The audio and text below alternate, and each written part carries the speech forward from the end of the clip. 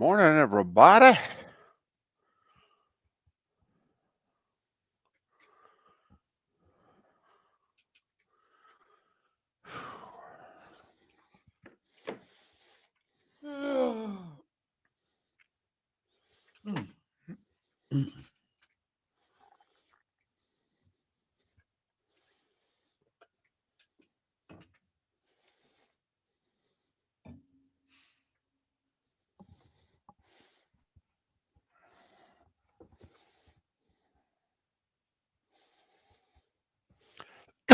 Excuse me.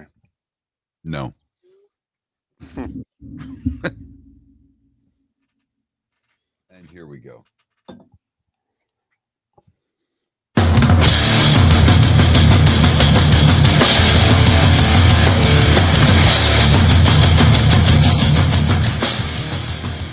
You're listening to Miller and Moulton, coming at you from the Floormeister Studios. Floormeisters, keeping it real. And now, here's Mark Miller and David Moulton. Top of the morning to you on not just this final Tuesday. Heck, it's the final day of September. Hope your week got off to a good start yesterday. How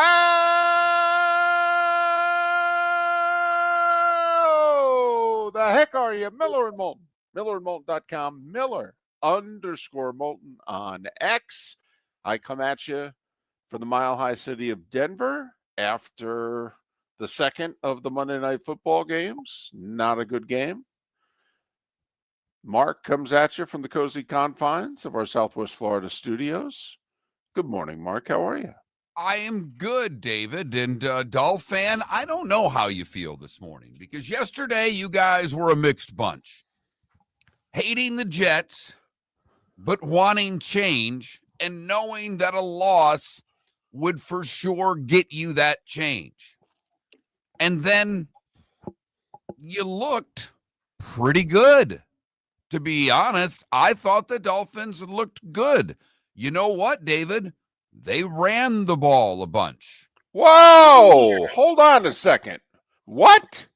There was a point in the game when I believe the Dolphins had 27 run plays and 21 passing plays. Imagine that. Oh, my The goodness. defense showed up, was able to pressure the Jets and create turnovers. And it all started on the first drive. After a field goal, the Jets looked as if they were going to march down the field and score. And for the first time this year, the Dolphins had something called a takeaway. That, Miami Dolphin fan, is when you take the ball away from the other team's offense, your defense creates a turnover and you get the ball back. And the Dolphins did some of that last night, but unfortunately, they lose their best weapon on offense. Sane dislocated knee. It was a gruesome-looking injury on the sideline with his knee going the opposite way. He was taken, Tyreek Hill was taken to the hospital, and we'll know more about him soon, but I can't imagine that we're going to see Tyreek Hill play again this season. So that's a big blow to Miami because obviously he's a huge part of the offense. Darren Waller was present. And Whoa! Yeah. Whoa! Wait, what? Darren Waller sighting? Seriously? not one, but 2 touchdown catches. For the Dolphins? Correct. Oh, I have to lay down. Are I kidding understand. me? Wait, hold on a second. You're saying that A, they ran the ball a decent Yes. amount. B, okay, they forced turnovers. C, there was a Darren Waller sighting in the end zone twice. Oh, you got to be kidding me. Unbelievable, right? Stunning. And I do like when they had the Jets fooled. And, Aaron Glenn's coming over from Detroit as a defensive guy. They had him fooled. The Jets are a mess, by the way. They cannot get out of their own way. 6 pre-snap penalties, a bunch of penalties over the course of the game, a terrible hit on Tua that led to an unsportsmanlike. The Jets are a mess. So I don't buy a whole lot of what Miami did, but but I liked the way they played last night. I liked the way the defense played. I liked the fact that they ran the football. There was a lot to like. Yes, it was the Jets, but Dolphin, you told us. You told us on the YouTube chat room. You told us on the Twitch chat room. You told us on the Pelican Roofing of Florida text line that you hate the Jets. So you had to feel good about beating the team that you hate. Right. The old, if we're going 2-15, we beat them the 2 times, you know what? Then we still accomplished something this year. Hey, I do have to try to, well, I don't know if I have to, but I might throw a wet blanket on this party. What were those uniforms? They were awful. And it's funny you say that, David. Picked my daughter up from school, and I had to run to Publix. And as I was leaving Publix, which the parking lot, people, why the arrows mean something, everybody. See, when the arrow is going that way, you can't go the other way. Nearly got run over by a woman in a car going the wrong way. I kind of beat my horn, and she just went around me, nearly clipped the side of my car. But that's for another day. As I was leaving Publix, there was a guy in front of me with a Waddle jersey on, and I wanted desperately to do some R&D. David, you had no idea. But he was 10 paces ahead of me with a buddy, and they were moving fast. And the game was on.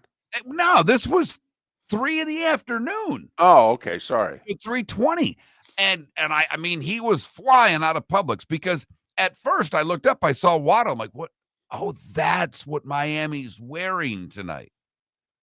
Oh, my goodness. But much younger, probably a college student, and he had on that jersey. So, David, they're not for old people. We are old people. And I didn't see anybody else in Publix wearing Dolphins gear. He was wearing that god-awful jersey. There's not much that makes me feel older than the alternate uniforms that any team wears. I have to be honest. Difference of opinion in our Twitch chat room. Okay, hated them. Miami has great uniforms, and those look like some video games. No way. Those jerseys were awesome. Okay. So there you go. I am the wrong guy to ask because I'm right. Like you, David. I want to turn on the television, and when I look at a team, know exactly who they are by what they are wearing. The only team that there are 2 teams that I will make an exception for. One is the University of Oregon because they've been doing it. They were the first to do it, and they do it all the time. That's their thing, and we all know it's their thing. And Maryland, for a while, tried to be Oregon East. And if they want to do that, they're a very irrelevant program. Knock yourself out. But in the NFL, and with teams like, Ohio State, I don't like it. But again, we're the wrong audience for this. We're the same people, not you and I, but our audience that went out of their minds yesterday because Bad Bunny's doing the halftime at the Super Bowl. Right. Can't have it both ways. Can't make fun of us because of the uniforms, and then you're going crazy about the halftime guest, which isn't for you either, by the way. The uniforms aren't for Miller and Moulton, and the halftime guest isn't for you, most likely. And with Jay-Z running the halftime show, don't expect a country artist anytime soon. No. Even though one just sold out Michigan Stadium and had 112,000 people at his concert. Why would you have someone like that do halftime? Right. Who appeals to a younger audience, by the way, just for the record. I went to one of his concerts. I felt like I was a grandfather at the damn thing. No, and you're not one of those yet. No, right? I am not. No. And from talking to my son, nowhere close. Well, in a way, good. Exactly. Okay. Exactly. So 2 more home teams, 1 in the NFL. This was a very good home team week. Home teams went 10-4-1. I didn't count who was the home team in Ireland, okay, because last time I checked, neither the Steelers nor the Vikings were calling Dublin home. Pittsburgh technically was the home team Right. in that doesn't game. count. We don't Not- count that. We don't count No. neutral site games, even though one team technically is the home team. Right, not counting it. By the way, dogs, if you took the points, you went 7-9 in the NFL this week. So some people like to take home teams, like to take road teams. Some people do favorites. Some people do dogs. So there you go. That's what you have with week 4 now officially in the books. The 2 undefeateds are Buffalo and Philly. And the 3 winless are the Saints, the Titans, and the Jets. Jets.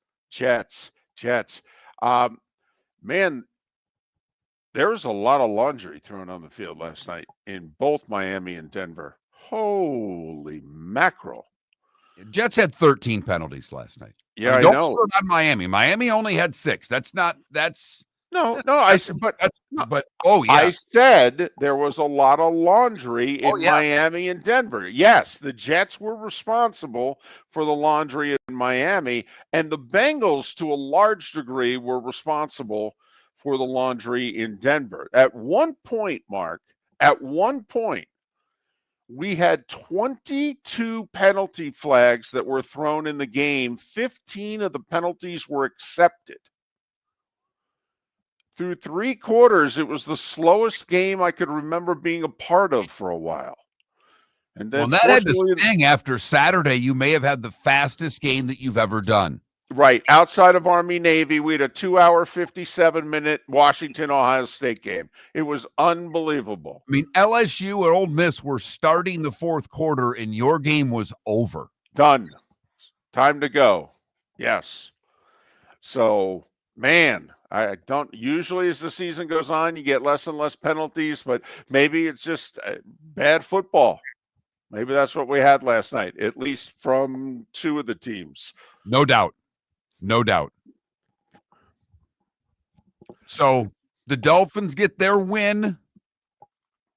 Carolina next week. You can be 2-3 in a hurry. Uh-oh, look at that. Look how quickly it could turn. Then the schedule gets real, and you don't have Tyreek, which will force everybody, the play caller, the quarterback, going to have to find plan B and maybe plan C. Hey, it's the best game I've seen McDaniel. It was the Jets. I get it. They did get turnovers. I get it. I'm not glass half full with the Miami Dolphins, but I thought he called a really good game. He was rolling Tua out. He was doing some things with him we've not seen a lot of. He ran the football more than he threw the football. Wow, amazing concept. Your quarterback then has to touch more time and is not fearful for his life. Oh, and not only that, you then end up oftentimes winning. Crazy. Yeah, running the football was ultimately the theme last night. Broncos had not had a 100-yard rusher since Sean Payton took over as coach. J.K. Dobbins told everybody who would listen, I'm going to rush for 100 yards against the Bengals. And it took a big 4th quarter, but J.K. rushed for 101 yards against the Bengals. And the Broncos looked like the team that they were being hyped up to be during much of the offseason. Miller and Moulton.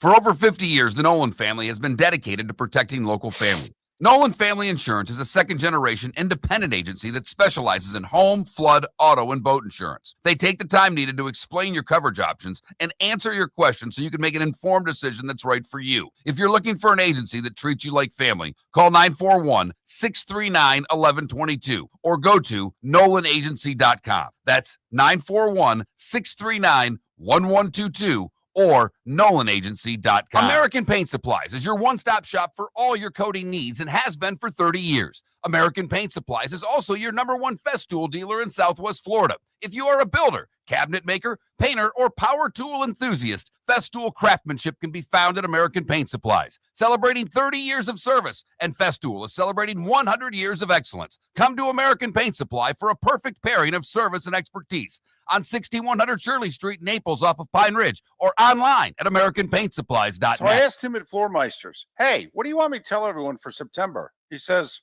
well, tell them I just bought 100 pallets of Core-Tech.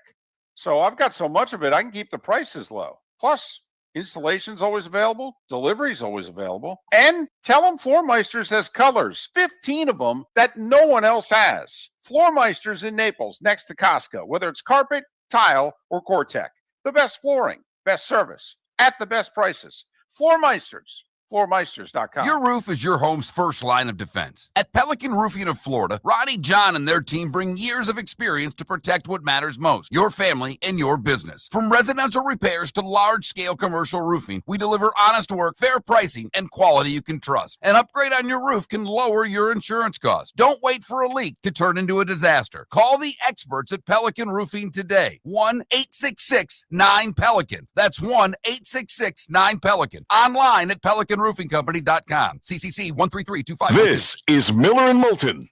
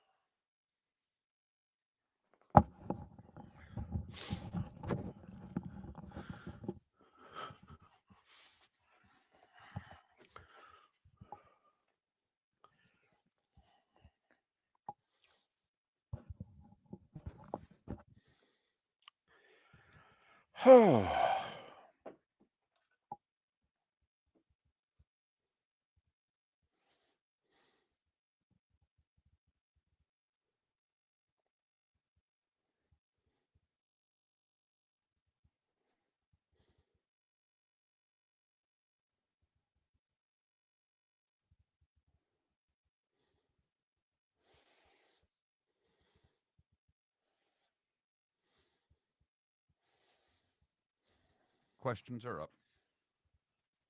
Okay. Thank you.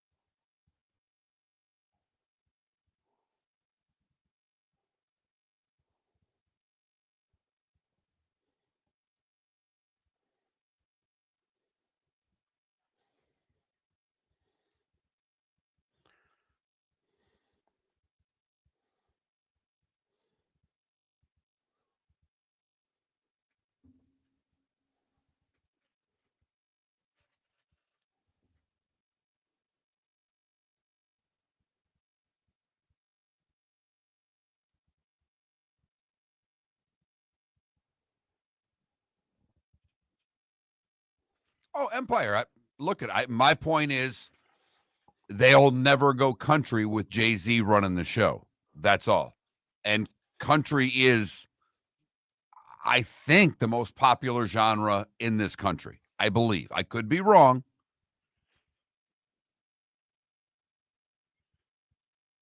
And they'll never go country with Jay-Z running the show. DC, two other managers let go yesterday, so happened in threes. I did read, however, Empire, that in the last 3 years, no one is, I believe, streamed more than Bad Bunny or from Spotify. Thought that's what I read. I don't remember which music source. So yeah, I know he's monstrous. Jay Gunn, I've actually gained 8 pounds in the last 6 weeks. So looks can be deceiving. I had lost 25 pounds, but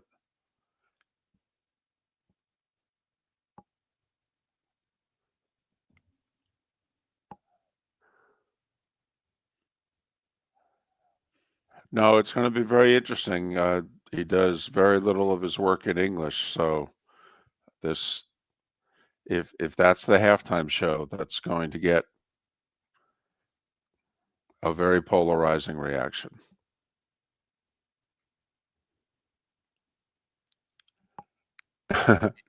Might have just been probably a pound and a half if it was just that Chicago pizza, which was very good. And I'm not a deep dish guy with my pizza, but it was very good. And so was the company.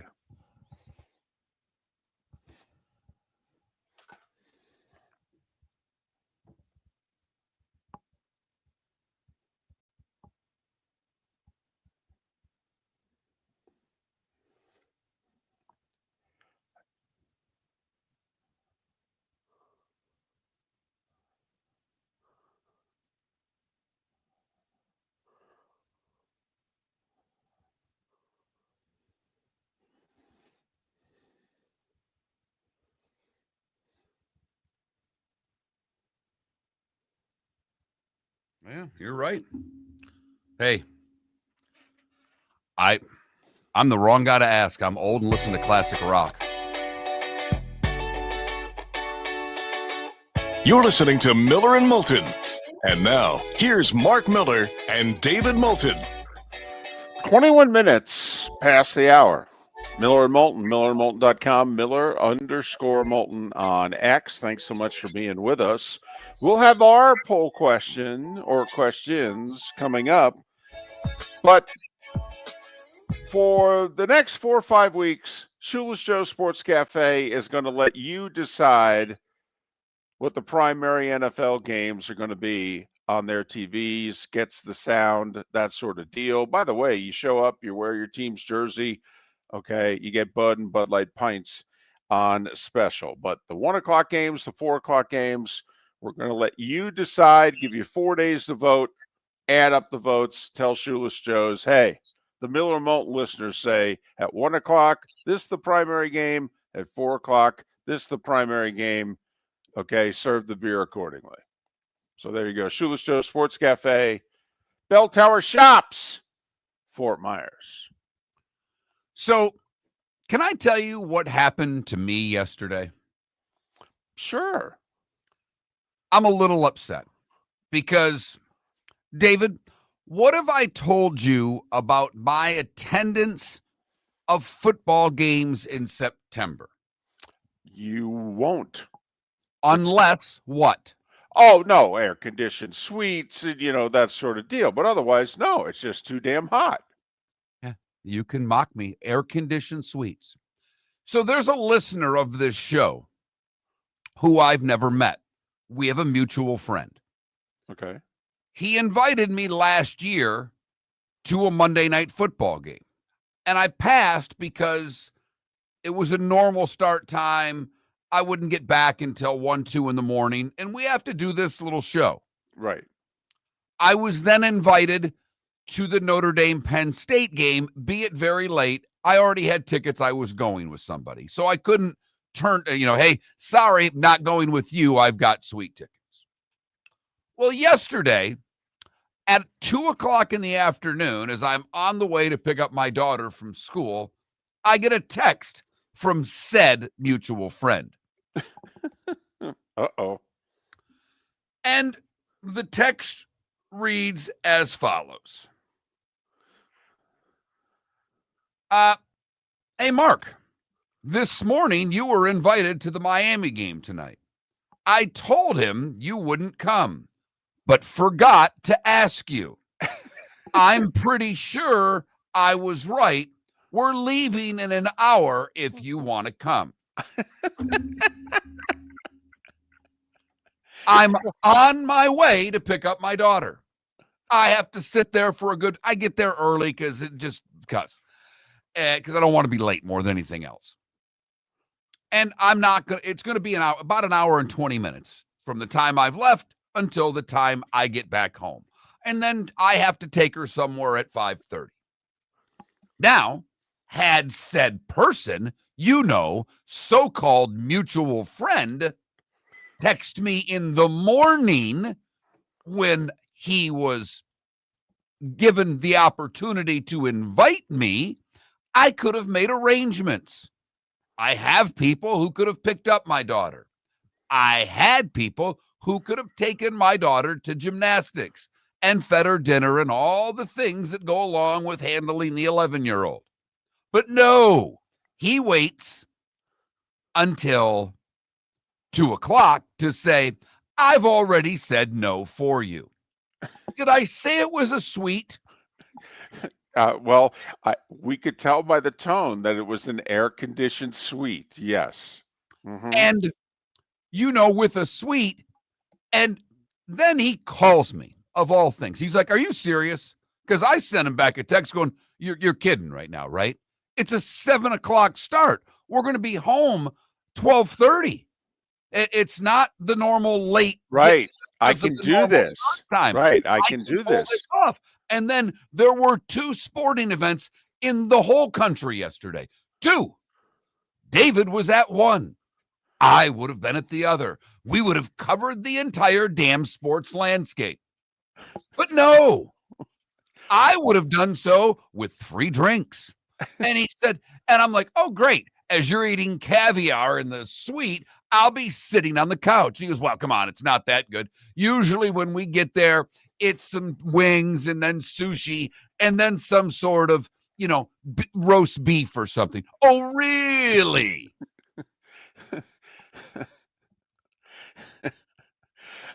Unbelievable. Answering for me. A gentleman in our Twitch chat room is saying, Mark, that's either a guilty last attempt or he really didn't want you to go. That's what I'm saying. I will say after the conversation, he did 3 times go, now I feel bad. And I'm like, you should. You really should.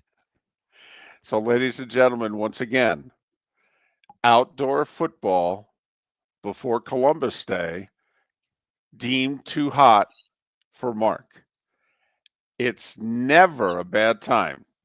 12 months, 24/7, 365 to offer Mark anything in air conditioning. Okay, that's the Mark Miller scouting report right there. Oh, well. So unbelievable. But you would have mentioned they were I didn't have to drive. We got it. No, set. we got it. You would have been up close and personal with those uniforms, though. All right. This attitude might have come out in the suite if you were that close to those alternative uniforms. I'm just saying. Because they don't bother me as badly as they bother you. I don't like them, but I just don't care. I mean, right. The Dolphins, we've only said this for 19 plus years that we've done a show together. The Dolphins should be wearing the colors that they wore in the 70s. And I guess about early 80s. I don't know when they made the switch from aqua to what they wear now, when they changed colors, from the color they had all the success in. I'm not sure of the exact date. I don't like them. But at the end of the day, I wouldn't turn down a suite because they're wearing alternative uniforms. No, you wouldn't turn down a suite for much of anything. Okay. Could probably even get you to go to a WNBA game if it was in a suite. You're probably right. By the way, to that person, because I know you listen to the show and we've never met, I'm pretty sure the national championship game's at Hard Rock. I'm available. Well, there you go. Also, that'll be in January. Remember, it falls outside the designated area. Since this is the baseball hour, I do want to get this out there. There were 3 managers who were sent packing yesterday. 2 were really sent packing. 1, it was kind of like, I don't know if I want to be here. And they go, well, we don't know if we want you to still stay. And so it's like, oh, okay, so this is good. No hard feelings. Okay. What's the email that used to be sent out when we worked for the company in which wishing you well in your future endeavors. Right. It sounds like not in the email about me, by the way. No, and I don't think it was in my email either. No, we didn't get that one. No. We didn't get we wish you well in your future endeavors. And I have to admit, after all the years that we gave and the money we made them, even though they wouldn't have meant the line, okay, I would have liked to have seen it personally. But okay. I thought we deserved it. But you know what? I did too. things happen. Just disrespect. But anyway, 3 managers sent packing yesterday: Texas, San Francisco, Minnesota. Going to have new skippers. So 10% of the managers lost their gigs. But there were also a bunch of managers who lost their gigs during the season. How long before the former Texas manager is in San Francisco? I don't think it'll be long. I think it could happen by the end of the week. Right. Unless Bochy's got some fishing he wants to do, in the meantime, and he'll put it off till next week. Right. I mean, I think that's done. I mean, for the record, that one's done to me. I think Friday, by the way, because Friday looks to be an off day. That will have baseball playoffs today, tomorrow, potentially Thursday. Divisional series doesn't start till Saturday. I think the Friday off day, I think Bruce Bochy will be back with the Giants. I'm with you. Yes. By the way, we've got a great show lined up for you today. Pat Kirwan in his usual spot to break down everything week 4. You guys have been wondering why all the block kicks? So have we. So we called Mike Westhoff. We'll talk to him about that. And David Samson makes his return to the show. The starting 5, that's next. Shoeless Joe's Sports Cafe, your home for all the football and baseball that September provides, plus a nightly food special.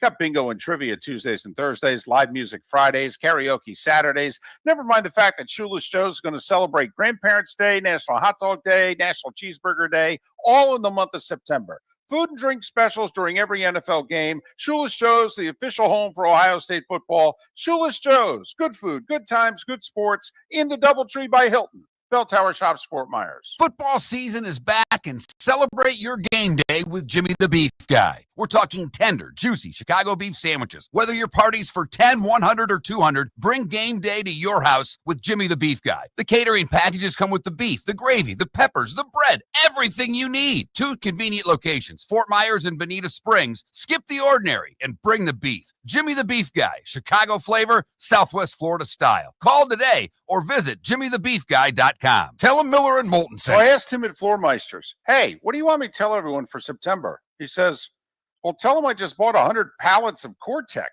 So I've got so much of it, I can keep the prices low. Plus, installation's always available. Delivery's always available. And tell them Floor Meisters has colors, 15 of them that no one else has. Floor Meisters in Naples, next to Costco, whether it's carpet, tile, or Core-Tech.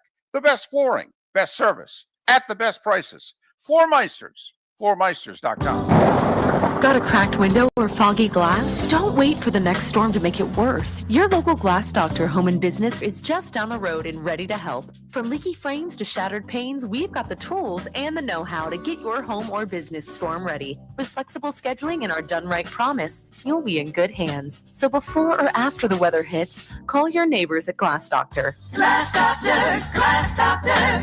Call the Glass Doctor, we fix your pains. Oh yeah. This is Miller and Moulton.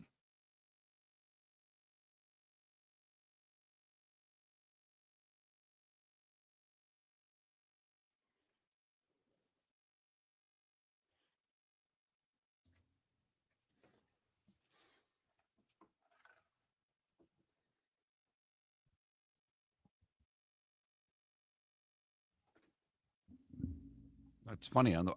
That's on me. I guess I should have read more, but on the way in, I heard dislocated knee, and now Pro Football is saying ACL. Well, the Dolphins were the ones that said dislocated knee. Yeah.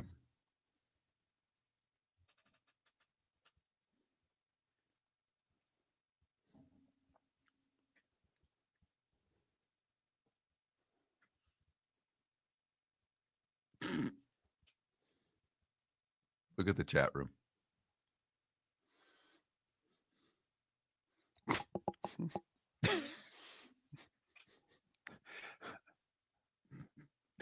Funny. That's funny, Trent.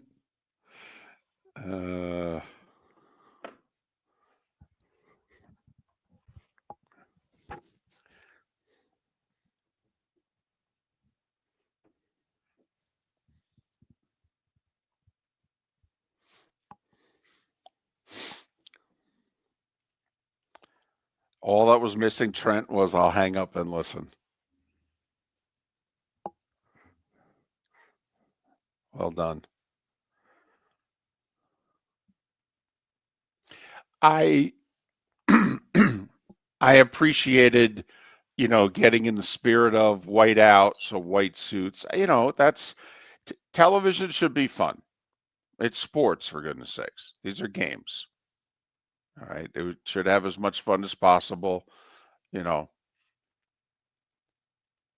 mean, when I saw Nick, I did think of a mob movie. Okay, there's no doubt about it. I thought that there's a famous director or two that if they watched or somebody sent it to them, they said, I could cast him in my next one. Funny, I thought of him, doing "Oh God" Part 3 that George Burns did back in the 70s. I really did. Ah, that's funny. Yep. Jay Gunn, I think many of us, if we stayed at a Holiday Inn overnight, are qualified. Yep. Empire, you're talking to somebody who's biased. Obviously, I like the guy. All right. But so I love snarky, annoyed Troy. Okay. Especially when it's at the product and not necessarily at us. Okay. I love snarky, annoyed Troy at the football. And Joe's just standing next to him with a huge grin on his face, looking around, kind of like, should I egg him on?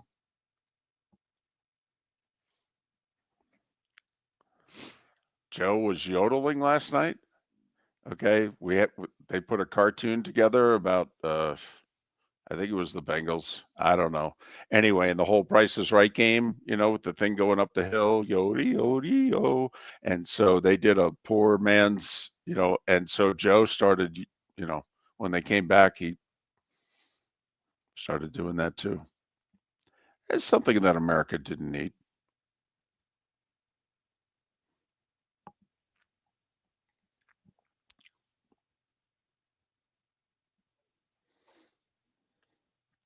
Was that the cliffhanger game?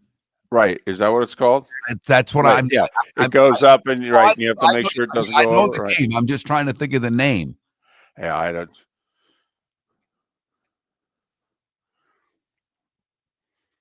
It's funny how many of us know the game. Okay, because we've all watched The Price is Right. Yeah. Cliffhanger. Yeah. I had to look it up.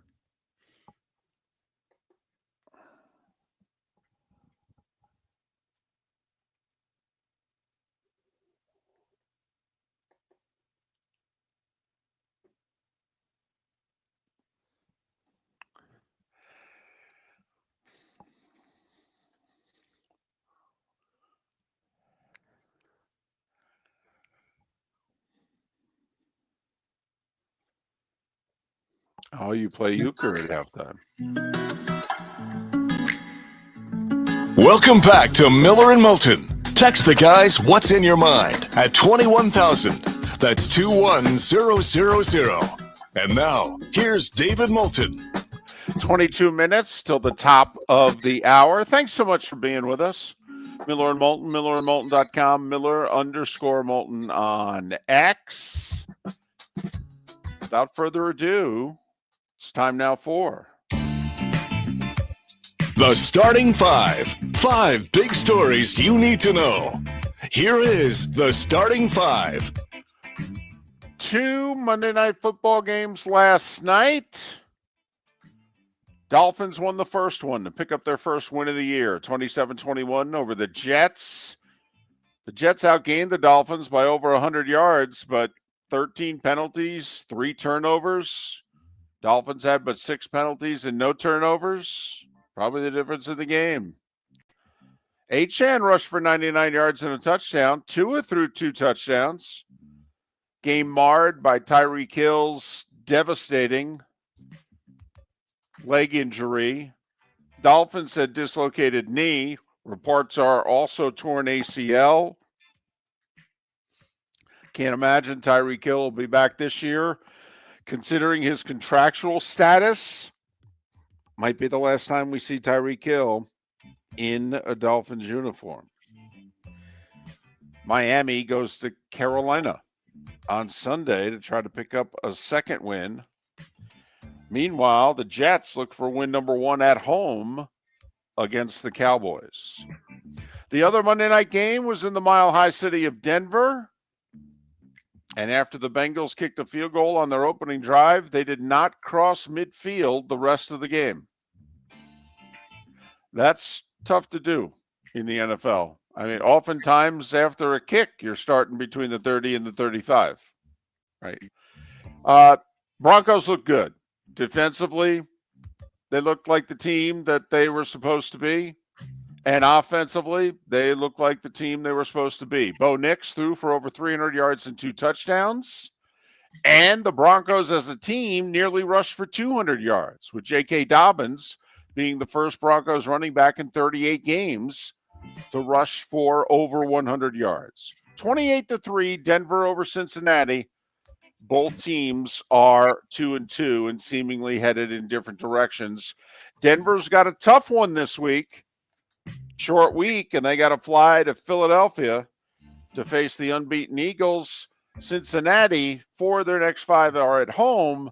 Of course, the problem is one of those home games this coming Sunday is against the Lions.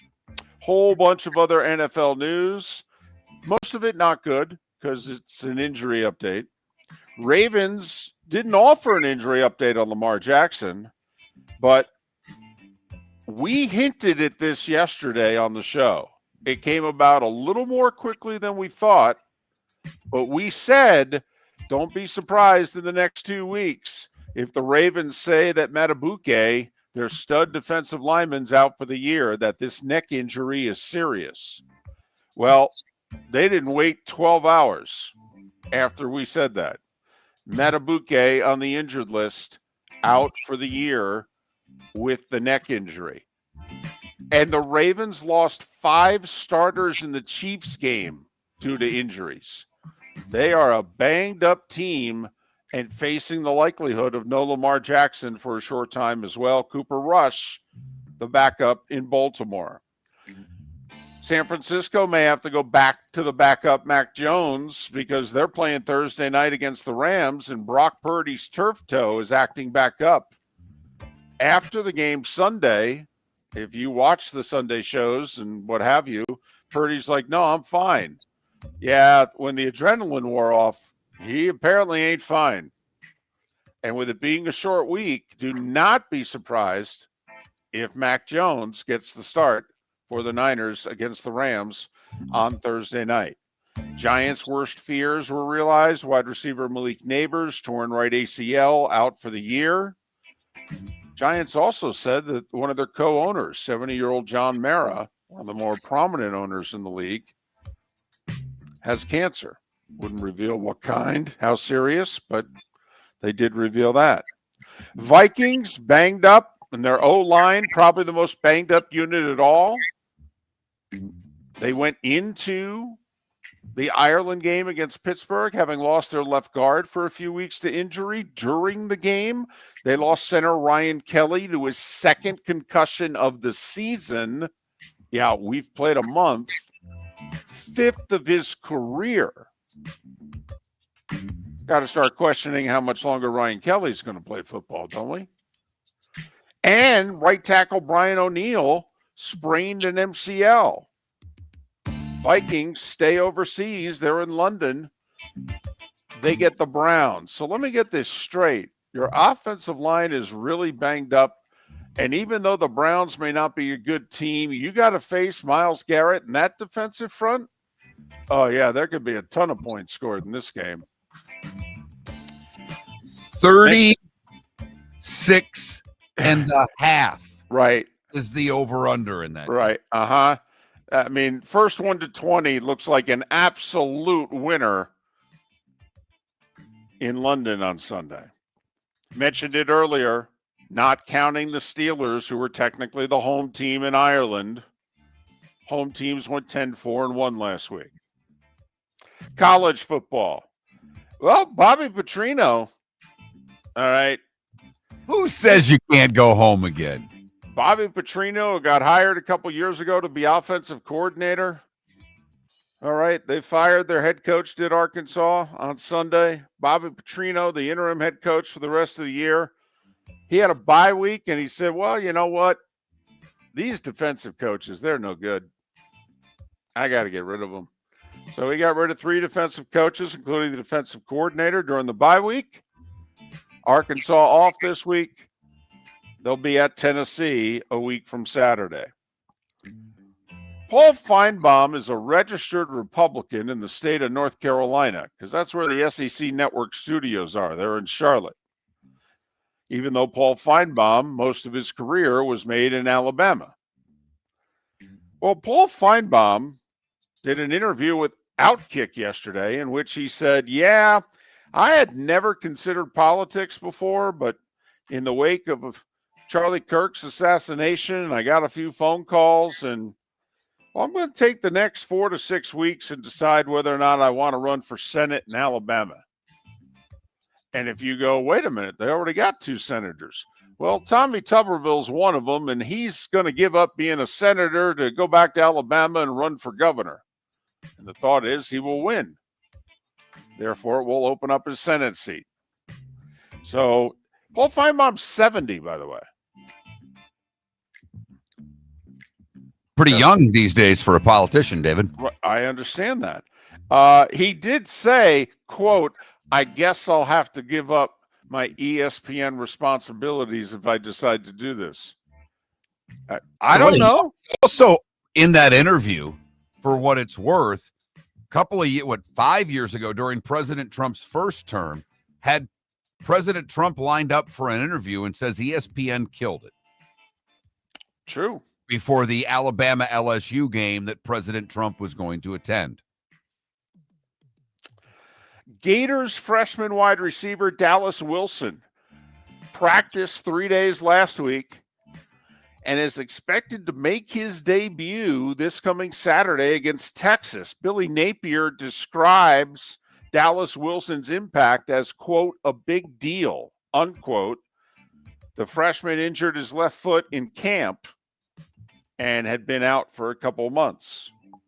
And goodness knows, with Billy Napier calling the plays, the Gators offense needs all the help they can get. Was that too snarky? No. No. Okay. All right. It does need all the help it can get. All right, to baseball. 3 managers told no need to come back. San Francisco fired Bob Melvin, which is interesting because just 3 months ago they gave him an extension. The Giants went 81-81. Buster Posey's running things. He says a new voice is needed. And that new voice just could be an old voice. Bruce Bochy, led the Giants to 3 World Series titles. Oh, he also did lead the Texas Rangers to their only World Series title in his 3 years there. Bochy and the Rangers agreed to part ways yesterday. Do not be surprised if by the end of the week, Bruce Bochy is the manager of the Giants.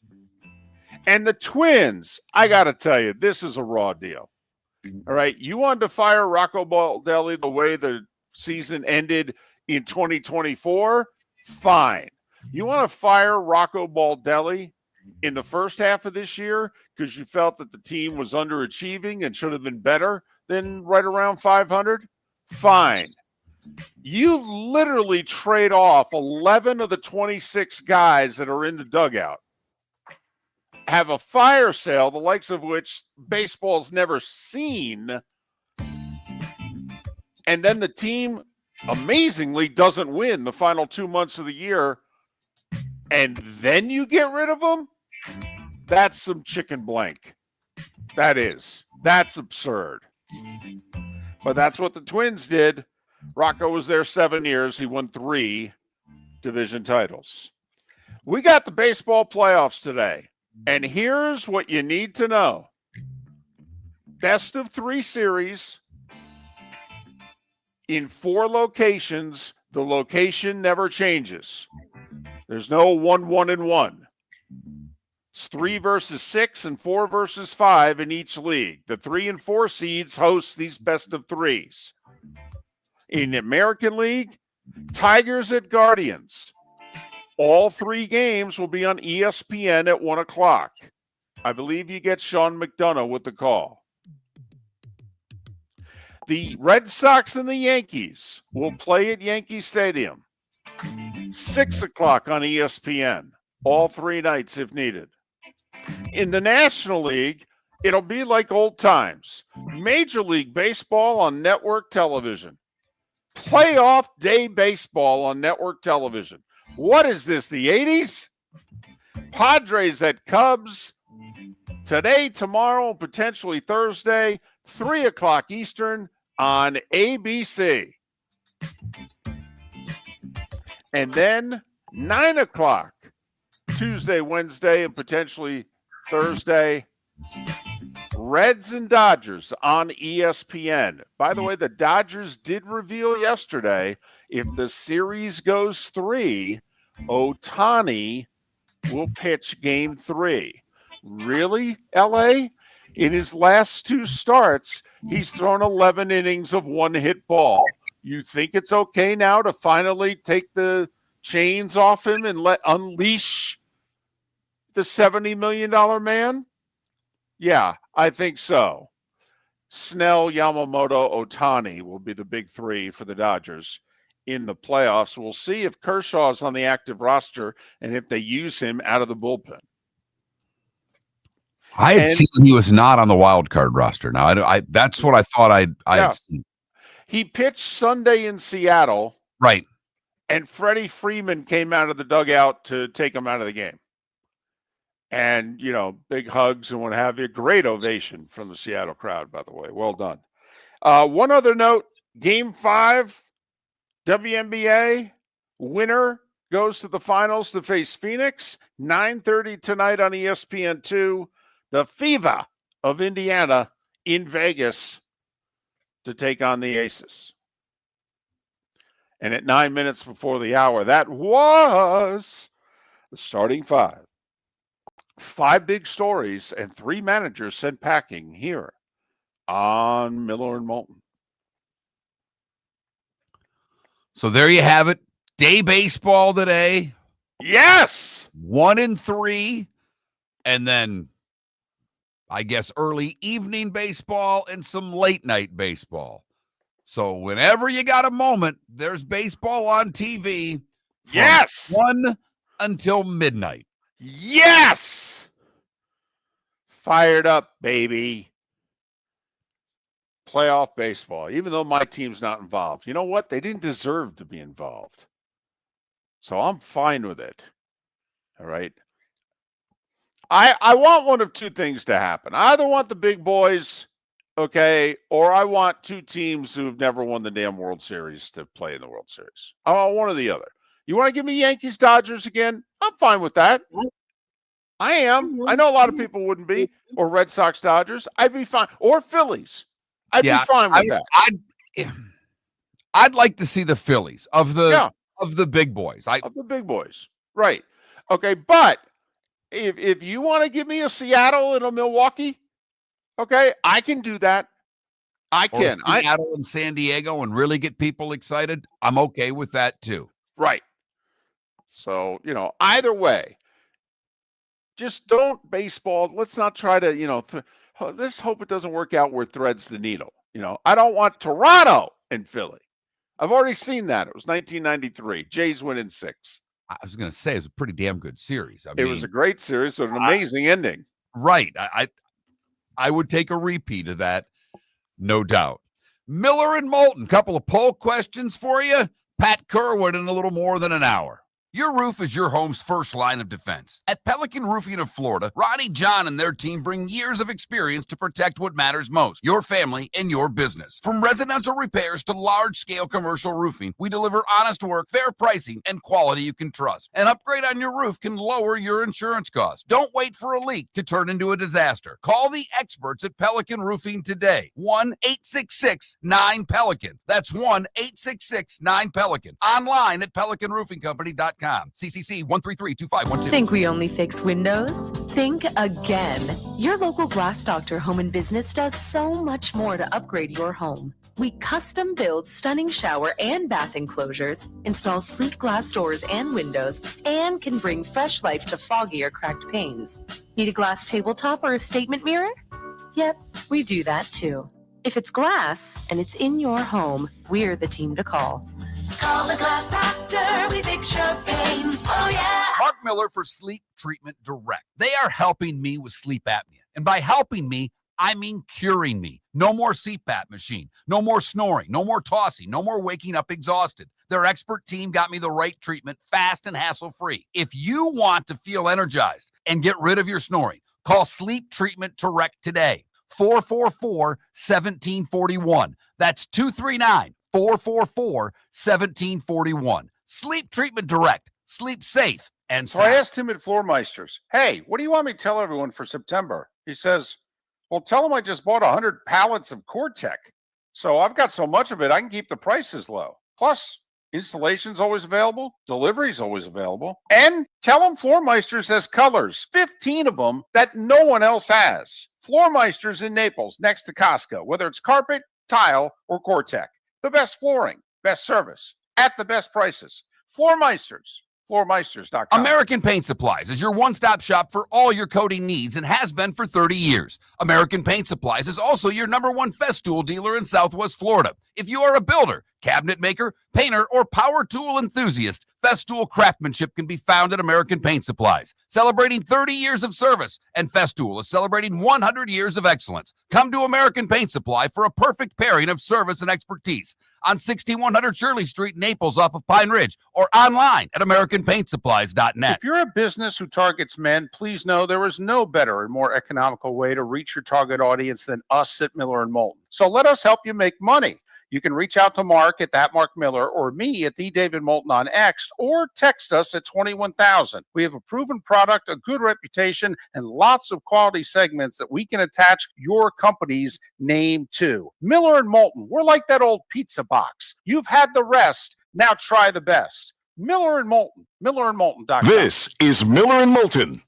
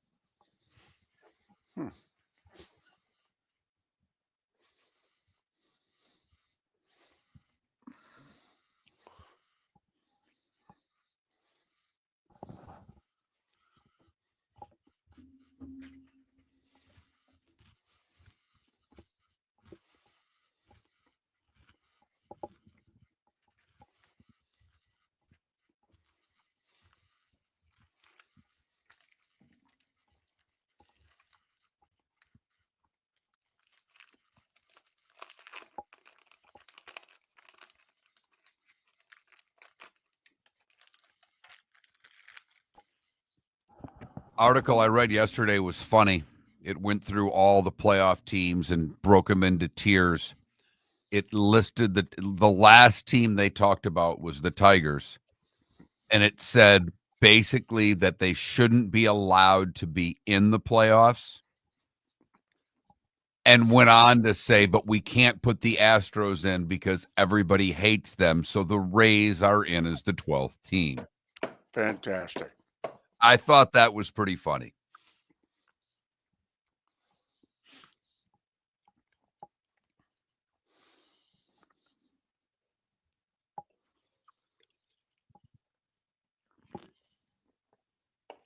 Wes, don't you think it'll depend on how the next round goes? How many of the 1s and 2s get beat? because they've And had John, 5 that's a days David off. question. I can't answer that question, John. That's a David question. I think he'll be back next week.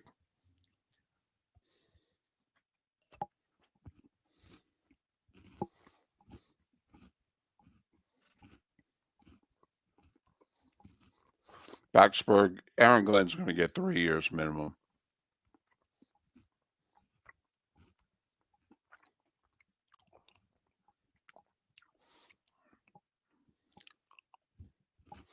And I do think Pete Alonso will be done in New York.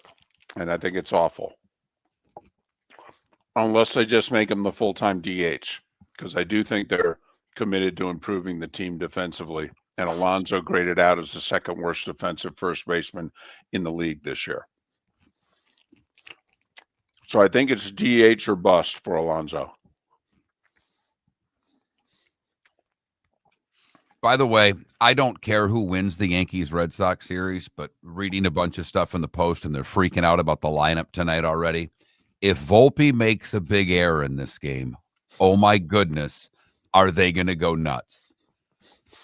Yeah, if he has an offer or a big error, yeah, the fact they're not playing the other guy. Right, and Fried's a ground ball pitcher, so I just thought it was a compelling conversation, if you will.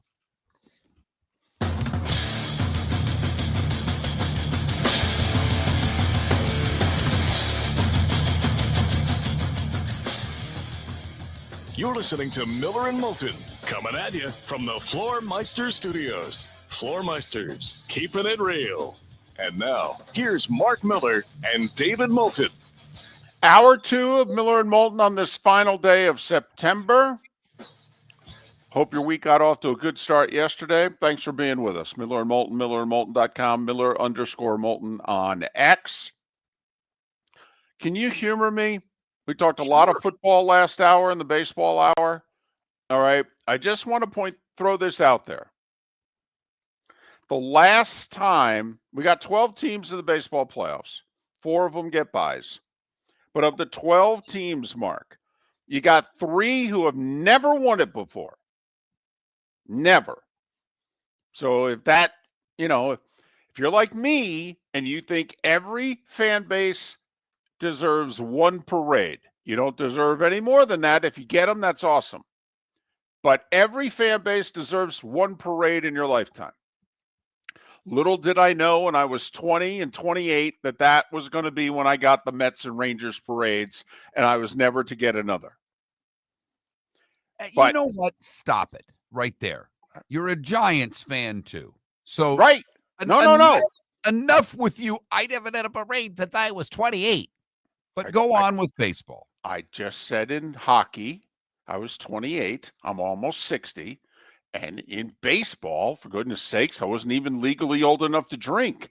And of course, being a practicing Irish Catholic, that hadn't stopped me for years. Seattle, in the American League, never even been to a World Series. Never mind won one. Milwaukee, they have not won a World Series as the Brewers. Milwaukee won a World Series in the late 50s as the Braves with Hank Aaron, Eddie Matthews, not as the Brewers. Quick little fun fact about that Braves World Series win in 57. I was doing a little baseball research yesterday, and a fun article that I read said that, obviously David might have been there to cover it. I was not alive. They claim that 750,000 people flooded the streets of Milwaukee after they won the World Series. The population of the town at the time was 1 million. So, it was to say it was a BFD there is a vast understatement. Well, and they did beat the Yankees also right on top of it. In the National League, as we mentioned, Milwaukee, they did play in one World Series. 1982. Hello. And San Diego has never won the World Series. They've played in what, 2? 84. You remember that one pretty well, don't you? I do. In fact, I was at Game 3 of that World Series. That was the Tigers and Padres. On the Tigers, corner of Michigan and Trumbull, David. Tigers in 5. And 1998, a 4-game sweep by the Yankees. And that's it.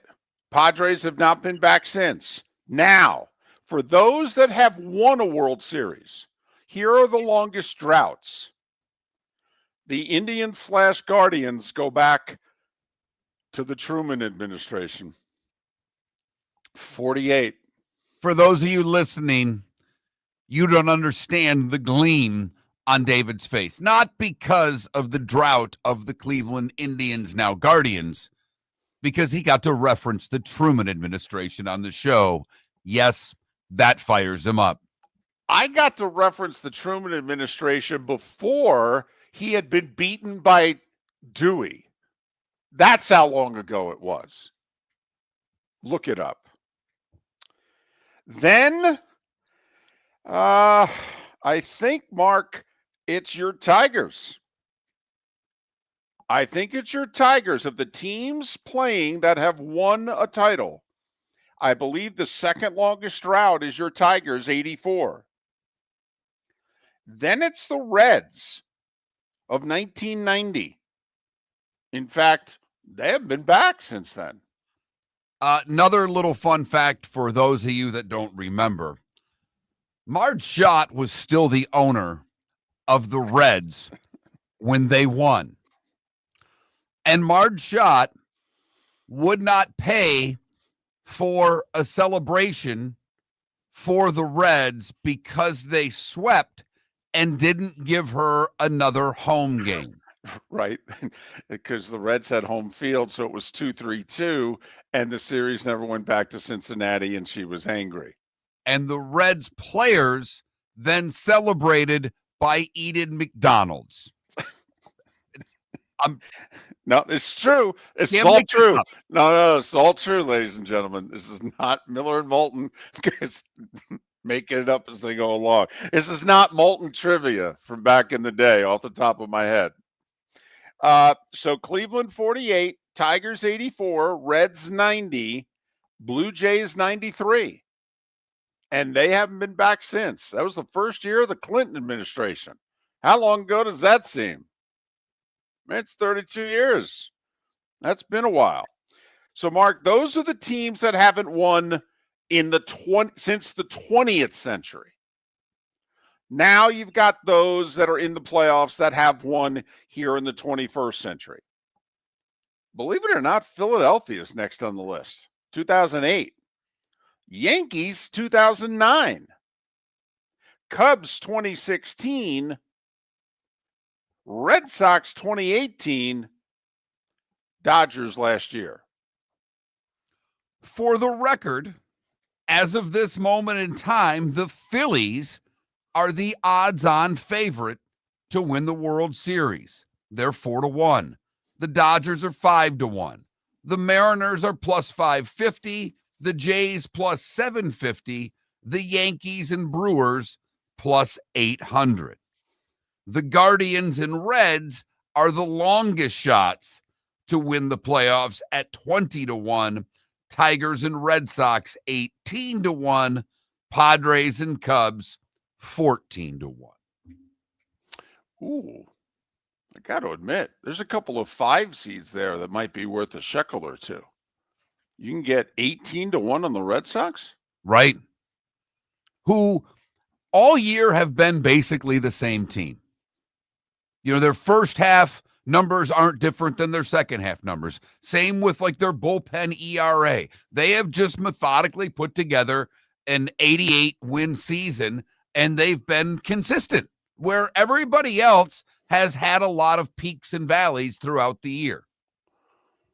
Now, does that general manager get the last laugh? Does he get to turn around and basically, tell the Boston media what he thinks of them on or off the record? Because they skewered him for trading Devers, for not doing enough at the deadline, okay, for once again going the cheap route and playing the kids who Heim Bloom collected and were really good. And then, of course, they fired him. But, all right. So there you have it. It's day baseball this week in a lot of cases, and that's the playoff drought. If you have no dog in the fight, so to speak, but you want to pick a team because this is how long it's been, 3 of the 12 have never been to the World or never won the World Series. Seattle's the only one of the 12 that's never been. The Mariners, and are they, Mark, the only team of the 30 in baseball that's never been to the World Series? I think so. Yeah, I mean, that's like the very small. Arizona's won one. I'm just trying, quickly Right. going through the mental Rolodex. I believe so. Right. I mean, obviously, everybody in the AL Central and the AL East have gone. Because remember, we haven't had an expansion team in baseball since the early 90s, right? I'm not missing anybody. It's been 32 years. So, Arizona and Miami, Tampa Bay, they've all gone. We're not saying one, because Tampa Bay's still waiting. But, Seattle, I think, is the only team in the league that has never even been to the World Series. There are quite a few that have never won it. It's like that small list in the NFL of teams that have never even been to the Super Bowl, never mind won the damn thing. So there's a little history, some odds, because the games get started today, the wild card round, Yankees, Red Sox. I mean, come on, that's pretty sexy. It is. Listen. Cubs at home. That's fantastic. The Cubs at Reds.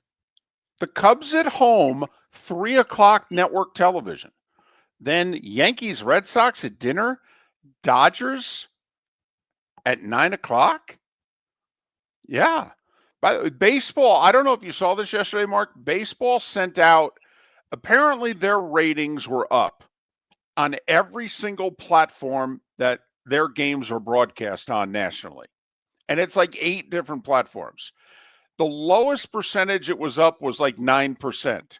But in most cases, well, in all the others, it was double digits. And in many of them, it was 20, 30+%. Also, 3rd year in a row of increased attendance. So, of course, what's going to happen a year from now, or in about 14 months, we're going to shut the sport totally down. And we've been telling you that for, I want to say, 2 years on this show. Yeah, absolutely. Not a day short of it either. We've let everybody know. There's not going to be baseball for a good chunk of 2027. Just be ready. And we don't just tell our audience. When David was down for the Fantasy Football Summit, there were some people from Lee County at the event and working, kind of the VCB area of town. We're like, yeah, I don't know what to tell you, but come March 2027. Yeah. Miller and Moulton were the Legion of Doom. We looked right at these people and go, you are planning for no spring training in 2027, right? And they looked at, no, not a day of it. No way. If somehow we're wrong about a lockout, I don't think we're wrong about no spring training. No way. We looked right at them. We said, listen, if they're lucky, there'll be baseball by, Father's Day. And at which point everybody will do 2-3 weeks of training and what have you in their respective cities. You ain't going to see anybody in a year and a half from here. Prepare accordingly. Once again, when you're thinking glass half full, who do you think of? Miller and Moulton. Not just snark rather, complete pessimism when in doubt. And let me tell you, though, if Texas loses to Florida on Saturday, it'll be a lot of Sark, too.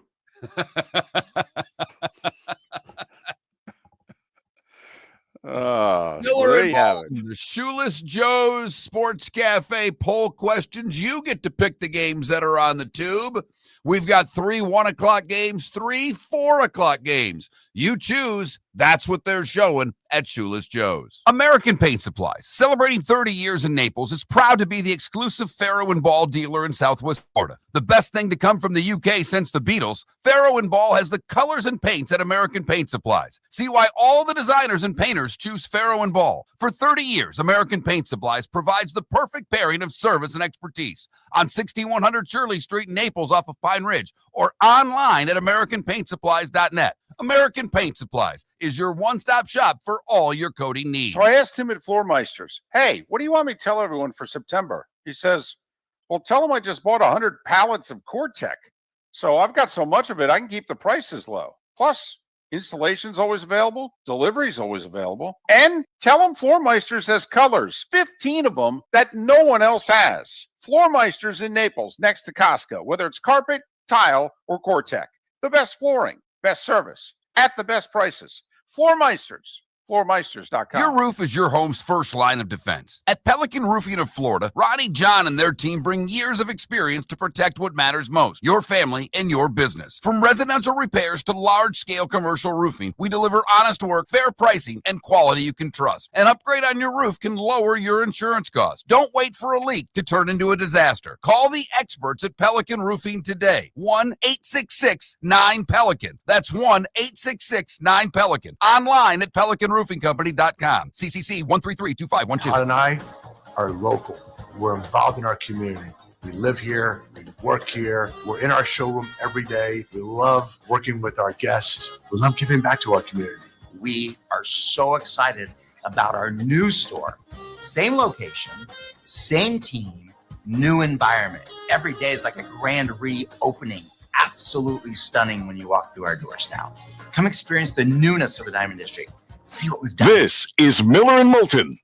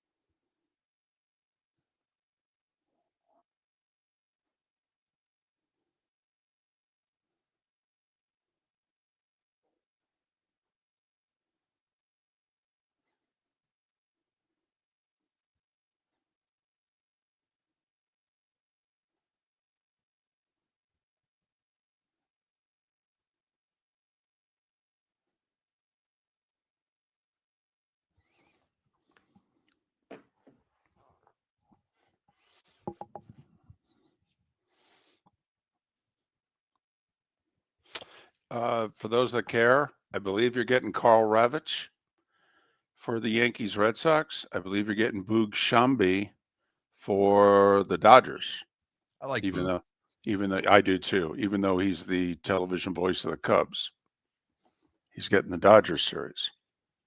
Sean McDonough, I believe, is Tigers Guardians.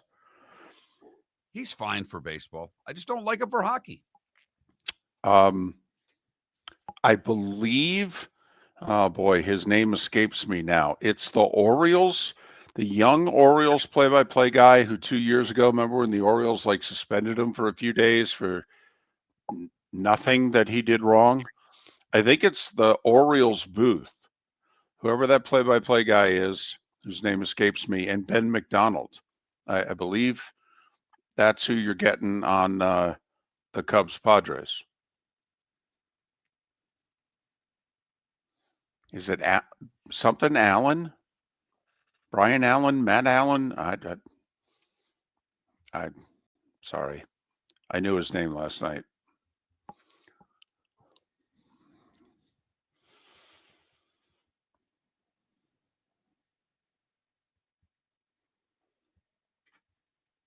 Baltimore's announcers are Kevin Brown and There you Randy. go. Okay. Kevin Brown, my bad. No, I'm just, hey, I didn't know. I think so. I believe you're getting Kevin Brown and Ben McDonald.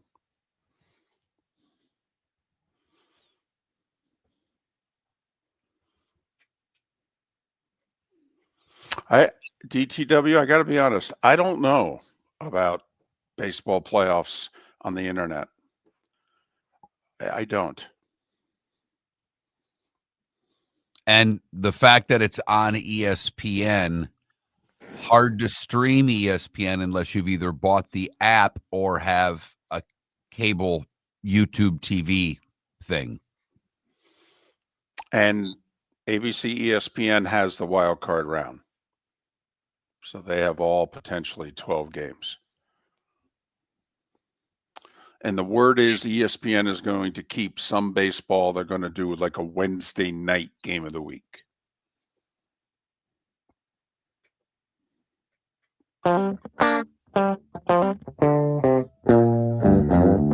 You're listening to Miller and Moulton. And now, here's Mark Miller and David Moulton. 21 minutes past the hour. Miller and Moulton, millerandmoulton.com, Miller_Moulton on X. Pat Kirwan in 40 minutes' time. We'll look back at week 4 of the NFL in its entirety. I hope you appreciate what we're going to try to do in about an hour and 15 minutes. Special teams have made a comeback in a big way. All kinds of special teams. Kickoff returns, punt returns, block kicks. Wow. So we're going to call up one of the most preeminent special teams coaches of all time, Mike Westhoff, and say, hey, what's going on? I unfortunately cannot play our conversation from yesterday because, well, if you watched Hard Knocks with the Jets way back when, Mike is colorful with his language. And I suggested to David after the show yesterday that I'd reach out to Mike. And I learned a while ago that Mike's old school. If I text him, he just calls me. He does not text. So I'm like, why bother texting him? So after I dropped my daughter off for gymnastics yesterday, I called Mike. And we talked for 15 minutes and basically did a segment on my ride home. And after the 74th F-bomb, he goes, we're not on the radio, are we? I'm like, no, Mike. I love it. Which, by the way, leads to a potential poll question later today. Okay, who curses more in a shorter period of time, Liam Cohen or Mike Westhoff? Hope everybody takes it with the pound of salt in which it's intended. The Pelican Roofing of Florida text line is open. It's always open. Pelican Roofing of Florida, 1-866-9-PELICAN, 1-866-9-PELICAN. To text the show, you dial the number 21,000. Text 21,000. If you've never texted the show before, you need to text the keyword Miller first, and then you can text as much as you want. David, you were talking about your Rangers and how long it's been. That drew a text who says, I'm a Maple Leafs fan. Tell David, ... if you know what I mean. No, totally. I mean, the Rangers waited 54 years, and everybody said, oh, there'll never be a hockey team that'll have to wait that long in between cups. Yeah, the Maple Leafs are like, hold my beer. It's 58 and counting. And another texter did point out when we were talking about Marge Schott being upset of not having another home game. Apparently, that's when you started making money back then in the World Series. You needed a few games to start making a few bucks and not paying for food and drink on the flight home for the team, and they had McDonald's. Someone pointed out, it's a true story, she also didn't pay to have Eric Davis flown home from the hospital after winning the World Series. he had a lacerated kidney Correct. that happened when he dove to make a catch. Yep. He also hit the home run in game 1 against Dave Stewart that totally turned this. I mean, basically the Reds showed the A's at that moment. Yeah.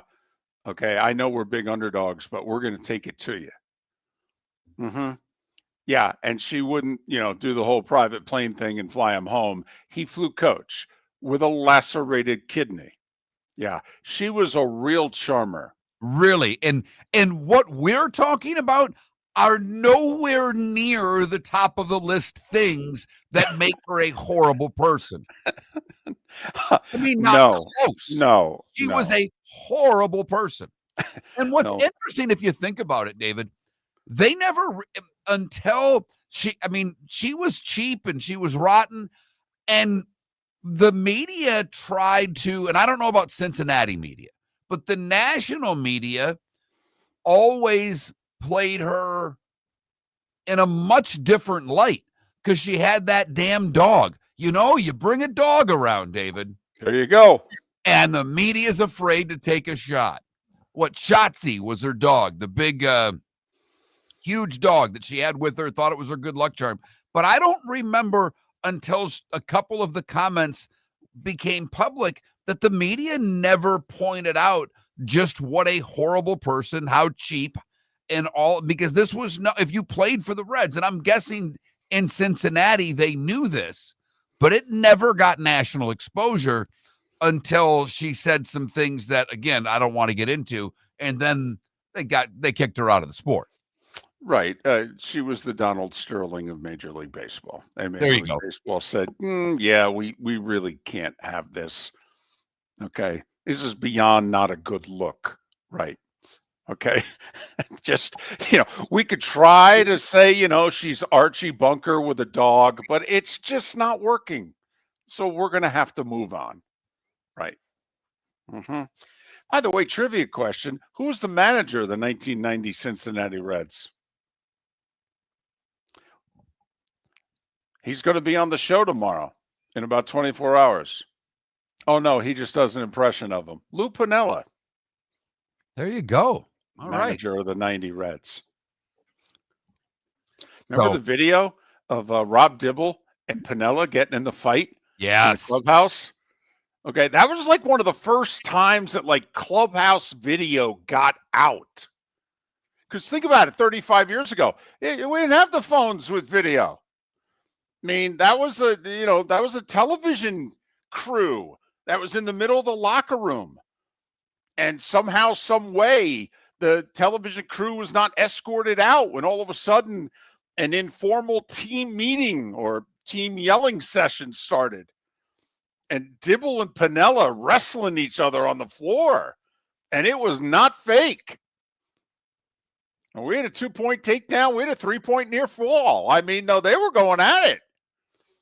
I guess the one I remember from before that, because was it Hal McRae who went nuts in the manager's office with all of the reports? That's and that obviously wasn't a fight between a manager and a player, but Hal McRae went nuts.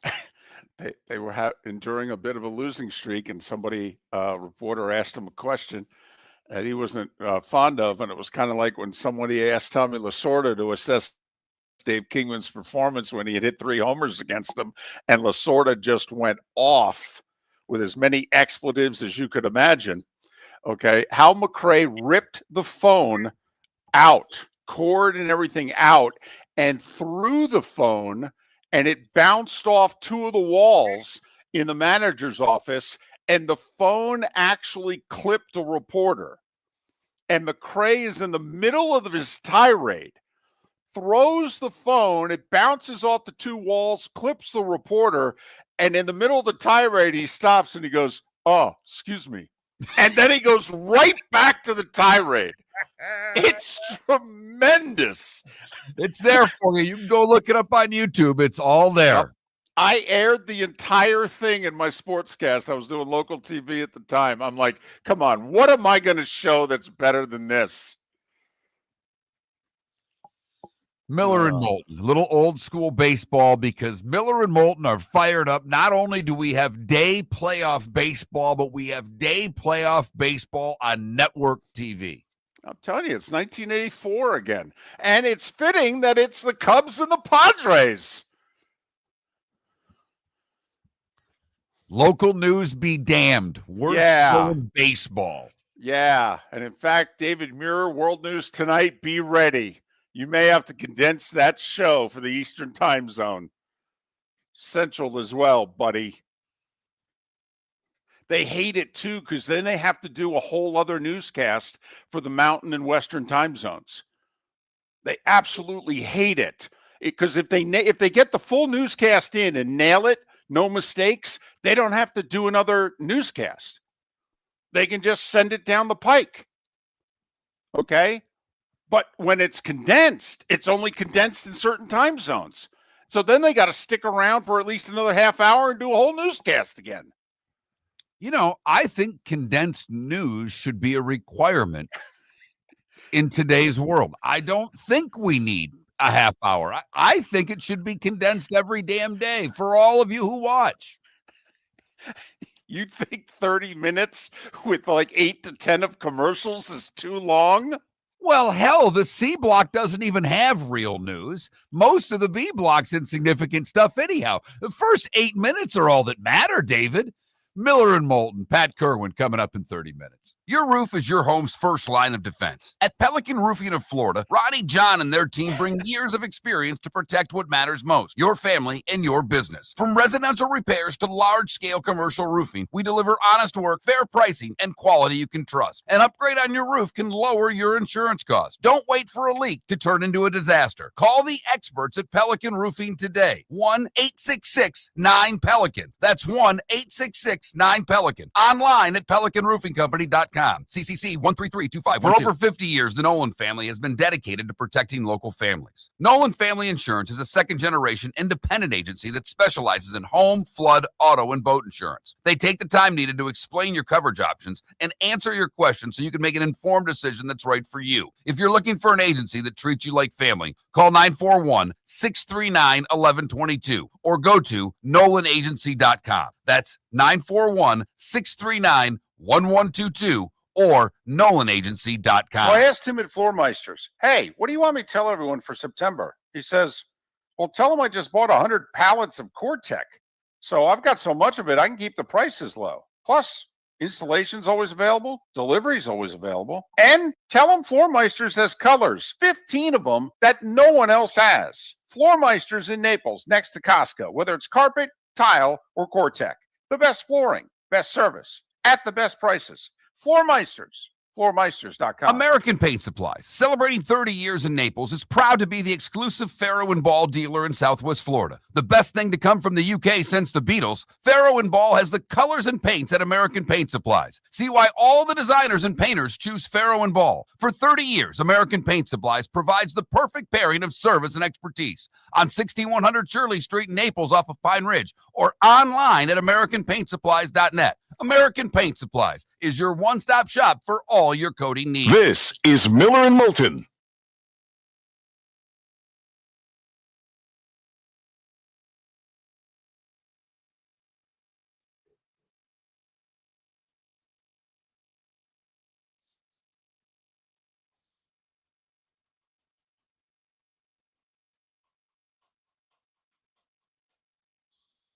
Funny, Robes, me too in a weird way, and as a Tiger fan, because I knew when the playoffs started that my dad was able to get World Series tickets, and I loved coming home and watching the Cubs, and I loved that Cubs team, and I was so excited to see the Cubs and the Tigers in a World Series game.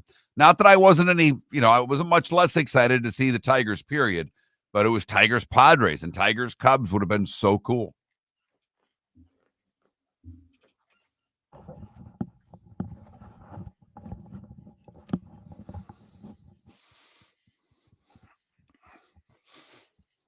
I know, Robes. I did too, because the Mets had a surprise season out of nowhere with a bunch of young players. So my whole summer in '84, and it was great because I worked the morning shift at a convenience store that summer. No, and so I'd come home and it'd be Cubs during the day and Mets at night and go to bed. It was awesome.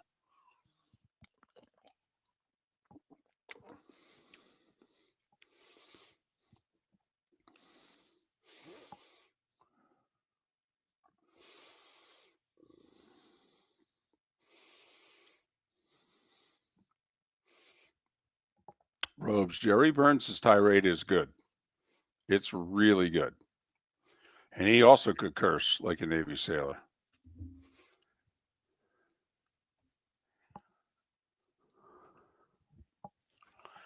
Well, the other thing, just to show, Sutcliffe was 16-1 after they acquired him, and then won game 1 and couldn't win game 5. Leon Durham didn't help. By the way, I don't remember this, David. You may. Someone texted in. And if you remember, I can read it. You can talk about it because I don't have a clue. How about when Whitey Herzog pulled Gary Templeton from the field and threw him in the dugout after Templeton flipped off the crowd? That was the beginning of the Ozzie Smith era in St. Louis. Yep. I don't remember that at all. Now, I remember Gary Templeton, but I just don't remember the incident. Straight up, Templeton for Ozzie Smith. And Templeton was considered the better player. Right?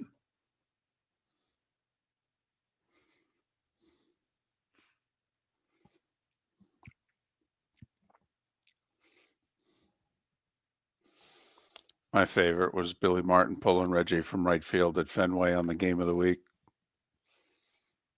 Then them getting into it in the dugout. In the dugout, right? I do remember. Yogi Berra getting in between the two of them.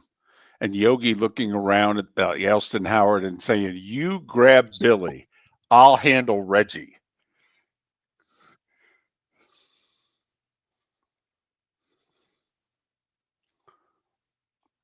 Puck, tell me that McRae tantrum wasn't epic, though.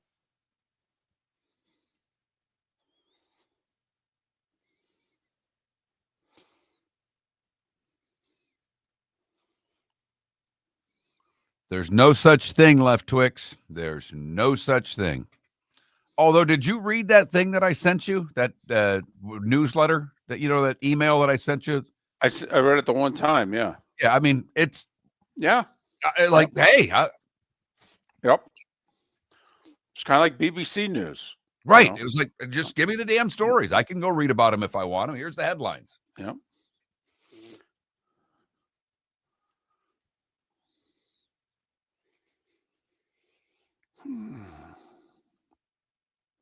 Well, Left Twix, whether they win or not Sunday, the 5 games immediately following the Eagles for the Broncos right now are all against teams that don't have a winning record. I mean, Denver could lose to the Eagles and easily win their next 4 and be 6-3. Yep. In fact, they'll be favored in all of them. Every one of them. Yeah.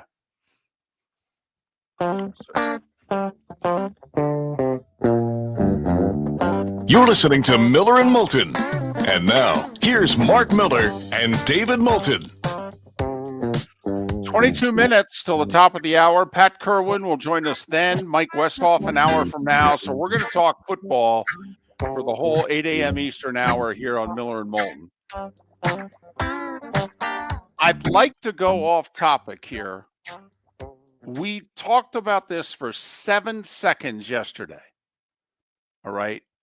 And didn't go into it because obviously we had so much to discuss from the weekend. But the lasting fallout from the Ryder Cup could not be, what is Team USA going to do in the future? What is fan behavior going to be like in the future, and do steps need to be taken? Mark, this is a Big Ten SEC divide between the United States and Europe that's emerged in the last 36 hours. And it's over the envelope. For those of you that don't know, Victor Hovland injured his neck at some point Saturday. He was supposed to play in the 4-ball match Saturday afternoon. He told Captain Luke Donald he couldn't play because of his neck. They put Terrell Hatton in. Hatton played great. They won. What else is new? But he then couldn't play Sunday singles. And how the rules are written for the Ryder Cup, and I believe it was 84 when they did this, may even been earlier, but the point was halved. They did not have a match. Europe did not forfeit the match. Each team got a half point. Before the Ryder Cup begins, each captain puts a name in an envelope. If there is someone who can't play, in this case, the European player couldn't play, so the American envelope was essentially opened. Harris English was in that envelope. He doesn't play. He gets the half point, and they don't have a singles match. I don't know of any other sport where if a player can't play in an individual sport, that it's not forfeited. I don't even think in golf that it happens. If it's a, U.S. Amateur, a Mid-Am, all of the different USGA events that are match play, if someone's hurt, they lose. They forfeit the match.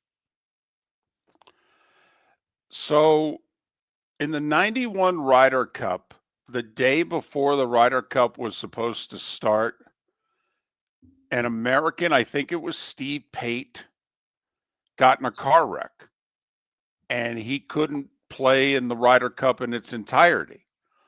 And so the agreement was, on Sunday, we'll do the half. Well, that turned out to be a pretty big half. The USA, retained the cup, won the cup, because they had lost the last two, maybe even the last three, 14.5 to 13.5. All right. And Europe did not offer any complaints. It was agreed to beforehand.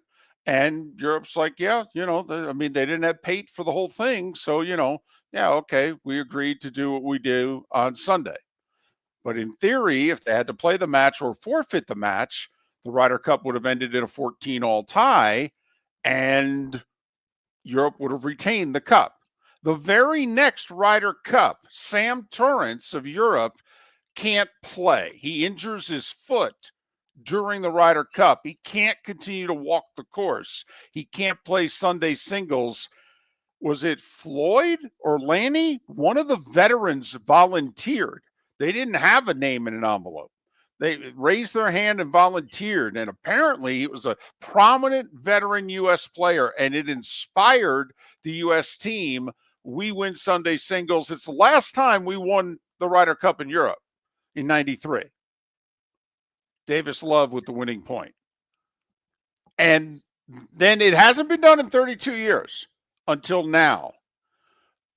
Well, Mark, did you see the video of JT on the range? I did not. So it gets announced that Hovland can't play and what have you. And you can hear the announcement. JT's warming up on the range, and JT turns around and he's listening to the announcement and he's shaking his head. And he's basically saying, this is blank. You got to be kidding me. Okay, really? But it was agreed to before the Cup. Europe didn't do anything nefarious here. It was agreed to by both sides. Keegan Bradley came out Sunday, though, and he came out again yesterday, and he just said, yeah, this has got to be changed. Okay, two questions, Mark. A, does it have to be changed, or is this golf? Great sportsmanship.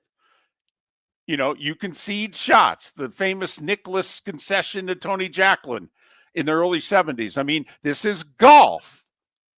Okay. Do you think it should be changed? Or should the gentleman's agreement continue? Look, I think what happened Sunday is fine. They knew going in that these were the rules. Right. So Keegan Bradley, after playing Morikawa in English twice, really shouldn't talk about anything in the Ryder Cup other than the mistakes he made as captain. Okay? Because the man blew it 6 times over. But to me, as someone who has, once played some competitive golf and you know how much I love the sport, if you can't play, it's a forfeit. Okay. I would change it going forward. I would. No matter who comes out on top. I don't care. Okay. I wouldn't have a problem if there were an alternate brought in to play that. Well, I would rather have the match be played than forfeit it, but I don't like the half-point each thing. I don't. Okay. So you answered both at the same time. The first question was, should this be changed? Or no, this is golf. This is a gentlemanly sport, and actually this fits what the Ryder Cup was supposed to be about. This fits what the sport is supposed to be about. Okay, so you go, no, sorry. Okay, we got to change this. Okay, so now A, is it a forfeit? Or B, and how awkward is this? I mean, think about it. So each team has to carry an alternate. I mean, talk about, yep, you got to come and take the week off. And I mean, first off, are we paying the alternate? But that's a whole other story. Okay, so the whole week, and you don't get the play. I mean, we'll put you in the team photo. Okay, it'll be like Herb Brooks being in the 1960 U.S. Olympic hockey team photo, only they cut him from the team 2 days later. Now, you're in the team photo on Tuesday night in New York City. You just won't play all weekend. Because think about it. We just went 16 Ryder Cups in a row before we had the envelope come back into play. I mean, the odds are we're not going to have an alternate. I mean, we may not have an alternate that would play between now and 2050. David, yeah, obviously, the odds are you and I will never see this again. Right. I mean, really and truly, we probably will never see this. So which is it? If you had to choose, forfeit or nope, everybody brings 13, only 12 play, unless. If it's one or the other, forfeit. Really? Yeah. Yeah. See, it's funny. I would do the bring 13. Bring the alternate into play. I mean, they do it. It's tough to come up with the same comparison, but they have alternate officials and umpires in case somebody gets hurt and what have you. Hockey, they have an alternate, off ice official. Can I ask a question? What baseball? I mean, because in hockey you carry more players than you can dress. Football has a practice squad, so you can elevate someone from the practice squad to the 53. If you don't have enough bodies. Basketball, I guess you could. In the playoffs, I don't know if rosters are set. You'd have to help me there. I know in the regular season, you can bring someone on board. But, in tennis, if you can't go. No, it's a default. It's a walkover. Right. Yep. So there's 3 issues here. One, do you think it should be changed? Okay, or no, actually, it fits what the sport is supposed to be all about. Okay, and obviously somebody wants to compete. They got hurt. I mean, in Hovland's case, I guess he's had neck issues. He's got a disc issue in his neck, and it reared up again. He helped win his match in the morning Saturday, couldn't play in the afternoon. Went to the hospital. They worked on it. He tried warming up on the range. He couldn't turn his head. He had to withdraw. Then if there was a good thing about it was Hovland was supposed to play Harris English. Okay. And Harris English, as it turned out, was the golfer's name that Keegan Bradley had put in the envelope. So. And then in a Florida text line. Someone says they also have to play the ball from a divot in the middle of the fairway. Just because a rule has been placed for a long time doesn't make it a good rule. Thank you. Thank you. Thank you. A lot of people, a few different people have texted, alternate could double as a vice captain. They have 64 people helping with these teams. I mean, it's ridiculous. The number of extras they have for this. I don't want to forfeit. I'm just telling you that right now. I don't. If we're going to change this rule, and I don't know if I'm in favor of that, but if we're going to change it, then I want a golfer brought in, if you will, just, turn around and say to Furyk, get ready. You're teeing off in an hour, whatever the case may be. I do think from the American side, bringing this up now looks so much like sour grapes. And you got your asses kicked for 2 days. Yeah, you had a great singles run. I'm incredibly impressed that, as badly as Bryson putted, and the 3-putt early in his singles match didn't help things, to come back from 5 down was fantastic. Cam Young on Sunday was great. JT on Sunday was great. What they pulled off to nearly have an epic comeback was phenomenal. But you lost. Well, let's be honest. I didn't think anything of it during the day on Sunday. At the beginning, when I heard that Hovland couldn't play and we were going to do the half and a half, and I went, oh, because let's face it. I mean, this sucker was over. 11.5, 4.5. Seriously? Like the U.S. is going to come back from this? Like they're really going to go 10-2 on Sunday? Really? Come on. But then, Mark, was this not an issue at noon, but all of a sudden became an issue at 3, 4 o'clock, when all of a sudden you looked up at the board and you're like, am I reading this correctly? Son of a gun, do they actually have a chance to win this thing? And all of a sudden, that half point, for about a half an hour, you looked at the board and you're like, wow, that half point's a big half point. Right. And I mean, they obviously started bringing it up a lot. So that's another thing where this was, no problem. This is what we've all agreed upon. It's gone both ways in the past. Okay, blah, blah, blah.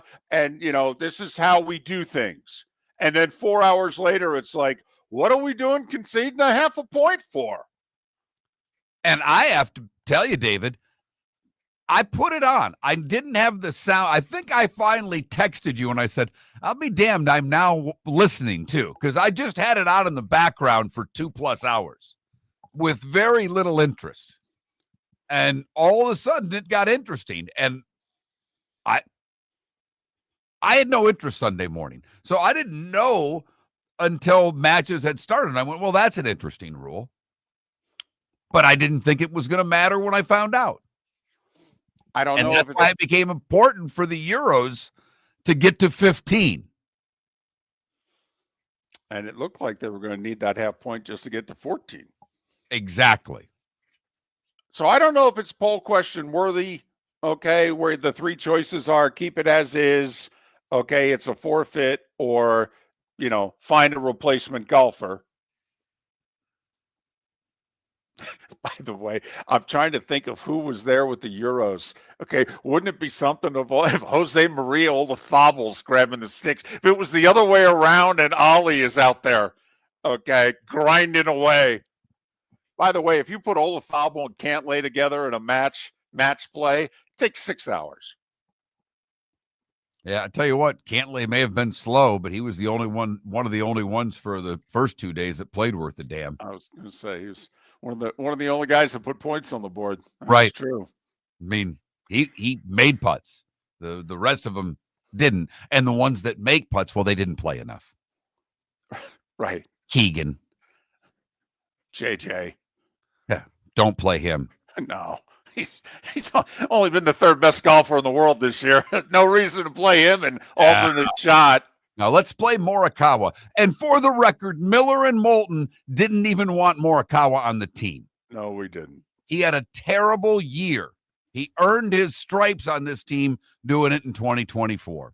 Miller and Moulton, Pat Kirwan, Mike Westhoff coming up in the 8 o'clock hour. Your roof is your home's first line of defense. At Pelican Roofing of Florida, Ronnie, John, and their team bring years of experience to protect what matters most, your family and your business. From residential repairs to large-scale commercial roofing, we deliver honest work, fair pricing, and quality you can trust. An upgrade on your roof can lower your insurance costs. Don't wait for a leak to turn into a disaster. Call the experts at Pelican Roofing today. 1-866-9-PELICAN. That's 1-866-9-PELICAN. Online at pelicanroofingcompany.com. CCC 1332512. American Paint Supplies, celebrating 30 years in Naples, is proud to be the exclusive Farrow and Ball dealer in Southwest Florida. The best thing to come from the UK since the Beatles, Farrow and Ball has the colors and paints at American Paint Supplies. See why all the designers and painters choose Farrow and Ball. For 30 years, American Paint Supplies provides the perfect pairing of service and expertise. On 6100 Shirley Street in Naples off of Pine Ridge, or online at AmericanPaintSupplies.net.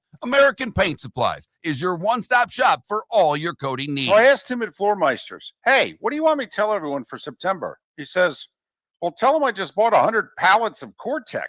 So I've got so much of it, I can keep the prices low. Plus, installation's always available. Delivery's always available. And tell them Floor Meisters has colors, 15 of them that no one else has. Floor Meisters in Naples, next to Costco, whether it's carpet, tile, or Core-Tech. The best flooring, best service, at the best prices. Floor Meisters, floormeisters.com. Football season is back, and celebrate your game day with Jimmy the Beef Guy. We're talking tender, juicy Chicago beef sandwiches. Whether your party's for 10, 100, or 200, bring game day to your house with Jimmy the Beef Guy. The catering packages come with the beef, the gravy, the peppers, the bread, everything you need. 2 convenient locations, Fort Myers and Bonita Springs. Skip the ordinary and bring the beef. Jimmy the Beef Guy, Chicago flavor, Southwest Florida style. Call today or visit jimmythebeefguy.com. Tell him Miller and Moulton sent you. Honey, you want to come out? I haven't seen you since Glass Doctor installed our custom shower enclosure. No thanks. Well, you can't keep eating breakfast in the shower, and laminating your magazines is getting expensive.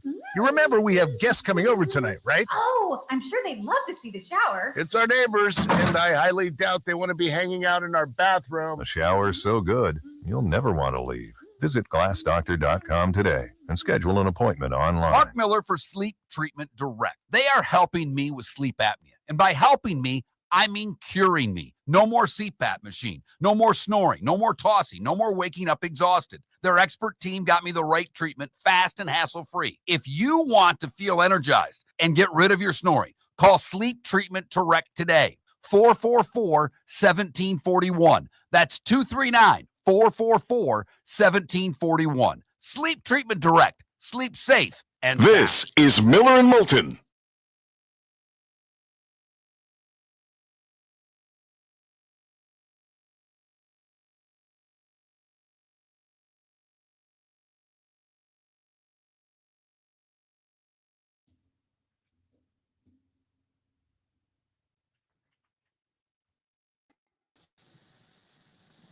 Morning, Pat. Good morning, fellas. How are you doing? Good. How are you? Always good. How was how'd everything go in Kansas City? Oh, it was awesome. It was first of all, it was almost 100 degrees on the field. It was really, really hot. And when we were on the field, I was out there quite a bit actually. I stayed on the Baltimore sideline right next to the bench, and no one ever stopped me. And it was like a war zone over there with injuries. Yeah. They are having a major setback to their program for the next 2 or 3 weeks minimum. And it's interesting because 2 of the 3 games are, games you would think are wins with Houston and Chicago. And I don't know if you can say that now. I know. And, Houston is a disappointment, but their defense is good. And just looking at they look like they were zombies over there. And I just think God only knows who else got hurt, but stayed in because they didn't have anyone else to play. And guys went out there kind of limping. So, no, they got to deal with some real issues. Meanwhile, Kansas City looked exactly like they do when they're making playoff runs. Yeah, they did. Yeah, and the confidence that Mahomes plays with, and then just having the speed of Worthy back out there. The protection was good. Without Matabuke, there was no inside push. So really, I thought, honestly, Kansas City should have even run more, but they were doing so well with play action pass and bootlegs and things. It was very impressive to watch how good they looked. I talked to Spags a lot before the game, and he was pretty confident they knew how to play Baltimore like they always do. So their plan of attack, it was interesting. They had like two real philosophies. One was play a lot of drop coverage and make the guy not find someone, which they did well. And then they had a little blitz package that they used a lot more than I thought they would. And Spags said to me, he goes, "Oh, when we played them in the championship game, we blitzed the run. We thought they'd run a lot, so we were blitzing the run." And I'm telling you, I won't say this on the air, but Derrick Henry looked old. And I didn't think I'd say that for another 2 years. Yeah, I thought like you. I mean, Kansas City ran it, and I didn't. By the time the third quarter started, I had 3 TVs, Pat. I didn't put it on one because the game wasn't worth watching anymore. No. The other 3 were all good games. Yeah. And John, horrible, I would never say this on the air, but John in the big games, I've been to too many of them. Why did he go for it on 4th down on his own 41-yard line in the second quarter? I have no idea. I don't understand any of it ever. Why did Tomlin go for it on 4th and 4 and then run it up the middle, and then on 4th and 1 with the game on the line punt? That one baffled me more, Pat. Well, yeah, the first one, this is my guess. The first one was driven by analytics, and the second one was driven by the mistake of the first one.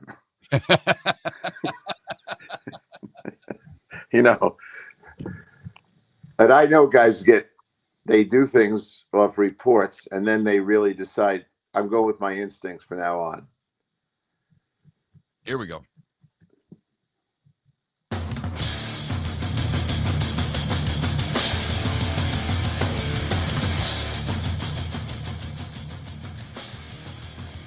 You're listening to Miller and Moulton, coming at you from the Floormeister Studios. Floormeisters, keeping it real.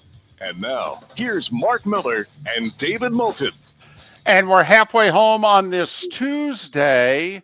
So you know the day and time. That means Pat Kirwan. He of NFL Radio's Moving the Chains. Weekdays 3 to 7 during the season. Saturdays 2 to 5.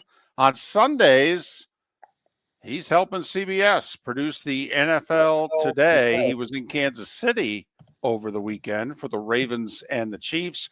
Pat's twice-a-week appearances brought to you courtesy of Pinchers. Tampa to Key West, all points in between. Pinchers, because you can't fake fresh. Pat, along with Mike Westhoff in 35 minutes. David Samson in an hour. All our guests join us on the American Paint Supplies hotline. Pat, I hope you're rested from your travels. How are you?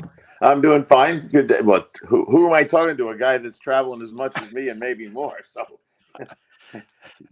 are you rested? No. No. That's why I wish that you were. Yeah. Well, only Mark's the smart one. The rest of us are insane. But well, I'm glad you're having Mike Westhoff on with all the special team issues that are going on, and 9 block field goals. I've talked to a bunch of coaches about it. Mike will have the best take of all, so you'll get plenty of insight from him about what's going on there. And I'll save that for him. But that's certainly a big topic around the NFL with coaches. I talked to Todd Bowles about it yesterday and a couple other guys and some retired coaches, not Mike so much, but guys that I'm friends with. I see Mike. I like Mike a lot, but you'll get a lot from him. Here's my first question to myself following a question, the same one to you. Do you think there's a team or two out there that's going to follow suit on the Giants' decision to play dart? And I'm talking about Cleveland, the Raiders, and the Saints. Do you think they look and say, well, what are we doing? Why don't we just put the other guy in? I in the past, these kind of things have led GMs and owners to ask those kind of questions of their coaches. Flacco, Geno, Rattler, why should they still be on the field? They're great questions, Pat, and I think you're going to see in Cleveland. I don't see how they can't at some point. They've got 2 guys. Figure out if one of them can play. Because no matter what, even if Flacco's better than both of them, we all know it's not the long-term solution. He's old. Yeah, and it's now, the math's not totally a realistic view of yourself would be, the Giants, they made the decision, and I was scratching my head, is it too early? But I found out a lot about what was going on there, and they almost started him to start the season. And the commentary I got off the record was, we think that Dart can give us a dimension in the red zone that we're dying for, and that is his run skills. Whether it was RPO, they run that draw to start, the scoring, and they were very clear to me, and just having a conversation with them, that they were intended to do that kind of stuff. So whenever I see that kind of thing, I wonder which owner is going, why don't we do that? And I think those things really happen. And I wonder who's next to make a quarterback change decision. Can I just listen? In New Orleans, does it really matter if it's Rattler or the kid they drafted this year? I mean, the odds are neither one's the guy. They're going to have a top 3 pick in the draft. And quite frankly, there'll be numerous guys in the draft who are better than what they have on their roster this year. In Cleveland, I think you both nailed it. I'm just going to throw this out there with the Raiders. Geno Smith's been a above average to good quarterback in the league now for the last 3 years. Okay, they just spent a lot of money on him. That would be a stunning admission by Pete and the young GM that, wow, were we wrong? Okay, and that would not be a good look, number one. Number two, who the hell they turn into? They don't have anybody. And I just wonder, Geno's had a bad month. There's no doubt about it. Jared Goff, his first 2 months when he went from the Rams to the Lions, he wasn't any good either. Okay, so I just wonder if with Geno, he's got a track record. I think he's earned the season, to be honest with you, and they don't have a replacement for him. Yeah, well, that's funny. I somewhat agree with you, but I don't totally agree with you. When he gets into his interception fever, which he's done twice this year, he's already got 7 of them. The next time he has 2 of them, we're going to see. I haven't even talked to Pete about it. I'll say, take a look at Kenny Pickett, please. And someone brought up a very interesting point on Pickett, that he has been inside of the Chip Kelly offensive system before. So he knows how to play inside of it. But why would I keep going? When the interceptions come for Geno, they come in spurts. So I could see, hey, Geno, if the game goes the way it's been going, we're going to pull you at halftime. That I would do. On the Flacco one, it's easy. Over to New Orleans for a second.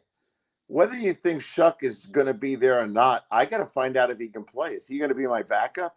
Is he better than – here's a question. Can you answer? Because I can't. Is he better than Rattler?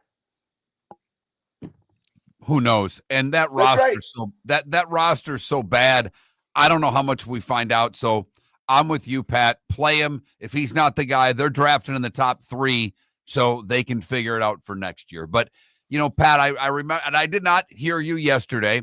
I usually listen on Mondays, but a week ago, you were upset at all the negativity. So there's a lot of that I could point to, but I'm going to go the other way. Talk to me about what you're seeing from Jacksonville right now. Trevor Lawrence has been average at best, but they're able to run the football. Last year on 3rd and 1, 3rd and 2, they had no chance getting a first down running the football. They didn't have a toughness. Liam Cohn swearing at people. He's fighting with coaches. Their defense is creating all kinds of turnovers. They're stopping the run. They're running the football. There's a lot to me to be positive about right now in Jacksonville. Yeah, I do think the number one criteria for their success is the takeaways, right? They have 13 of them. I don't think Trevor, when you watch him, has played much better. I sit there with Matt Ryan, and we talk a lot during those games, and we happen to spend some time in the truck looking at Jacksonville this week. To me, sooner or later, Trevor's either got to get better or it's going to start to revert the other way. If the playoffs started today, which of course they don't, they'd be in, which is awesome to say. Now, can they hold on to it? If the defense keeps playing that way, they might hold on to a wild card spot. I wouldn't want to rain on their parade. I like Liam. I like his boldness. There are other guys. I think Aaron Glenn's full of that same boldness, and he just doesn't have a very good team. But I do like Liam's style for it. I think the players kind of look at, say, our coach loves us. He's defending us. He's not going to let anything get away, and he's hard on them as well. So they probably have an interesting chance. But you tell me, you guys, do you believe in Trevor that he's going to play better? He's already thrown 4 interceptions. Okay, and 2 of them were absolutely horrendous interceptions. Cost him 1 game, nearly cost him another. I will say this, though. The Jags receivers lead the league in drops. They do. Yeah. That's not an opinion. That's a fact.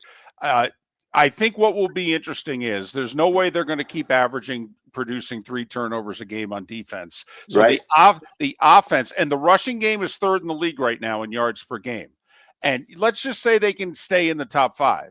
But when the defense is only producing 1 turnover a game, that means the offense in the passing game specifically is going to have to pick up the slack. And that's when we'll find out. But I'm thrilled for them. Think about this. This franchise has been in the league over 30 years. It's the 8th time they're 3-1. No, you're right. Everyone knows the irony of life is when they came into the league with Carolina, the NFL owners gave them too much, and they got good rosters right away. And then Houston suffered the consequences of that. So, okay, back to Mark. Mark, the sobering reality and the answer to your questions next week. They're playing Kansas City. No doubt. Let's see who they really are. That's obviously we know when Spags gets it going. Let's see what Trevor can do against that defense. And it looked like Kansas City, you saw it firsthand. That offense all of a sudden found themselves. But Pat, Baltimore, we talked a little bit before we went on air. The big fella being out for the year, the injuries that happened to Baltimore. When you look at the Ravens, are they in trouble right now? Yes.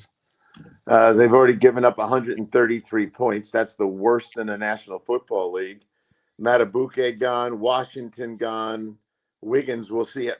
He looked like he got hit by a truck. Marlon Humphrey's calf, that should be a few weeks. I talked to Dr. Chow about it yesterday. Calf injuries don't heal fast. Ronnie Stanley and the ankle, yes. Roquan, I watched Roquan walk off just before halftime, and he was going to the locker room by himself, and he was taking about steps that were about 6 inches and just shuffling his way over there. And if Lamar has a second-degree hamstring and loses any mobility for the next few weeks, he'll be an easy target. Cooper Rush, the backup. Okay, Yeah. we all liked him as a backup, but he obviously does not fit the dimensions of Lamar Jackson. They did not, remember when they had Tyrone Huntley there, they tried to get, a mini Lamar. Okay, this is not a mini Lamar. This is playing a certain way with Lamar and having to play a completely different way with Cooper Rush. Absolutely. But they found out there was no mini Lamar, no matter who they put out there. Exactly. So all their attempts at that subject was what they really wanted was a guy with no reps that can come off the bench and survive the game and if has to play. Now, he has a pretty nice little resume from Dallas. When given the opportunity to start a couple of games, he showed he can play and actually function pretty well. So I was glad they signed him. And with all these other injuries, they might have to be playing a different way anyway. And what is that other way? Usually when you have a backup quarterback and your defense doesn't look like they're going to hold up, you'd like to run the ball and shrink the game and try to keep this thing attainable in the fourth quarter. So I don't know where they're going to go with this, but they walked off the field really beat up. So enough of that subject.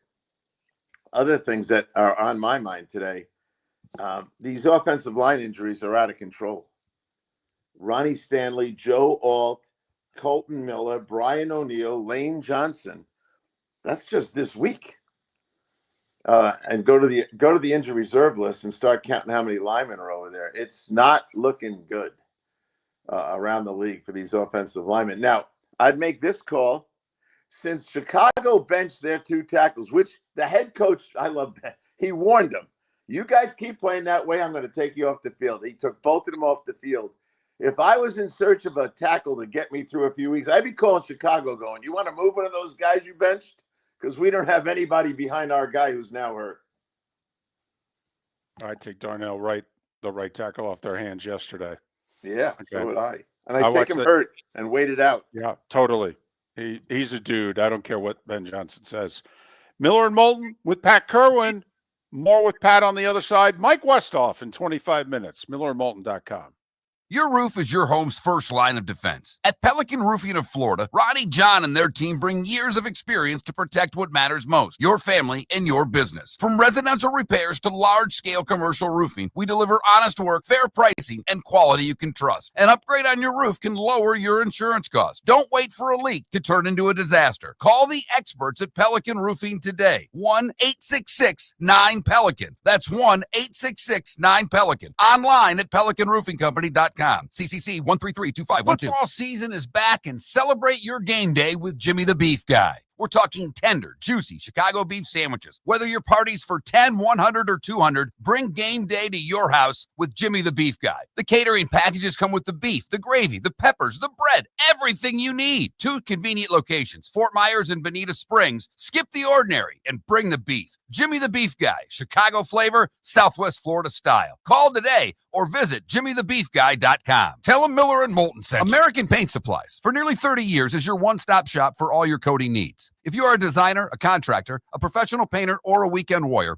American Paint Supplies is the place where experts go to get expert solutions. At 6100 Shirley Street in Naples off of Pine Ridge, American Paint Supplies delivers the best solutions with the best products with the best support. Meet Gene and his team today at American Paint Supplies. Call 239-566-2700. That's 566-2700 or online at AmericanPaintSupplies.net. So I asked him at Floormeisters, hey, what do you want me to tell everyone for September? He says, well, tell them I just bought 100 pallets of Core-Tech.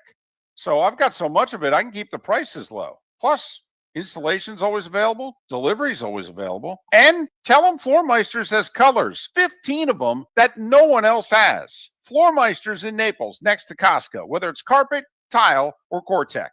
The best flooring, best service, at the best prices. Floormeisters, floormeisters.com. This is Miller and Moulton.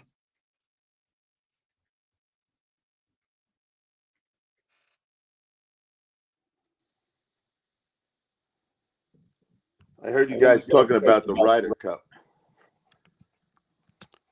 The first thing I'd say is never again in New York. I agree. Grace. Thank you. You've lost your opportunity for this. And I'm tired of that prideful mentality of, well, that's how we are. Good. Well, now you don't get one. And no more alcohol on the course. How's that? True. $16 beers. It's a lot of money. I'm with you though. I will say though, the next two or three Ryder Cups, one's at Hazeltine, the other's at Olympic Club, and the other's at Congressional. So we're going to Minnesota, San Francisco, and DC. I don't think we're going to have behavior like this. No, I said New York. Yeah, suspended for good. Done. And yeah. I tell them, you know what, guys, you're off the list. Don't even bother. I'm right there with you. Yep. I'm right there with you. Someone's got to hold this behavior accountable, and then shame on them. But I'm more than happy to actually talk about that on my show all the time. Yeah, you see that? They lost that. And a lot of football stadiums had to go to no alcohol or reduced time for alcohol and all that stuff. But these guys can't hold their liquor. And it's funny because I got to hear from guys that know I'm from New York. Oh, yeah, you got a great place over there.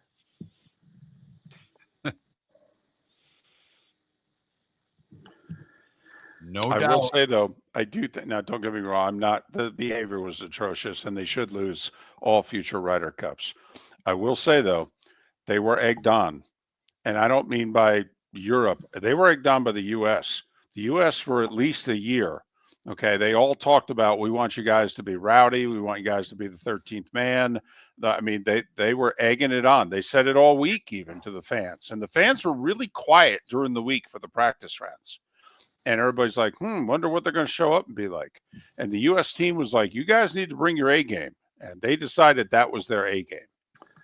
Yeah, golf to me has a firm grip on their players in the sense of etiquette. Someone should have told all of them to stop saying that stuff. And if you tried during the, I thought Justin Thomas tried as hard as he could when it was going on, and they didn't care. No. You know what the other thing is, Pat? The Ryder Cup is an awful spectator event. Think about it. Okay. You don't even know what event is going on half the time. Well, but also there's only 4 until Sunday singles, there's only 4 matches going on. So if you're camped out at a hole, you're going to get an hour of golf, and then you have to move. Yeah. There's no more golf in front of you until what? You're going to sit there for 4 or 5 more hours till then 4 more groups come through? No, I get it. So I mean, you probably drink more at a Ryder Cup than you would at a normal PGA tournament because you see less golf. Yeah. It's I'm always intrigued by golf having one team sport event, the Ryder Cup, and the mentality of it's always different than normal golf. And the greatest player in the world didn't look very good in a team sport and all that stuff. So I kind of get like I'm in and out. I'm watching football or I'm running around something or doing a radio show or something, and then I come back and I almost got someone have to tell me what are we doing right now, and I play golf, so. And next to the Masters, it's my favorite golf event. I love the Ryder Cup. I like team sports, and this is a team sport. And I heard you guys talking about subs and everything else. Every other sport has subs.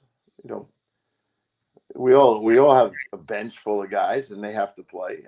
I don't know, unless you think someone's cheating and faking an injury. Otherwise, put someone out there and keep playing. I want to see them play. I don't want to go and have a forfeit while I'm standing there drinking a 16-ounce beer. Right. For $16. Yeah. Soon to be 20, because no one thinks of a 20 as anything but the way we thought of a single 20 years ago. Boy, you got that right. It's funny. I went out to dinner last night. I look at the menu. It's like now a burger's $20. Like, yeah, I guess that's what it cost at any, like, wow. Yeah. No, they've got us to think that's a good deal.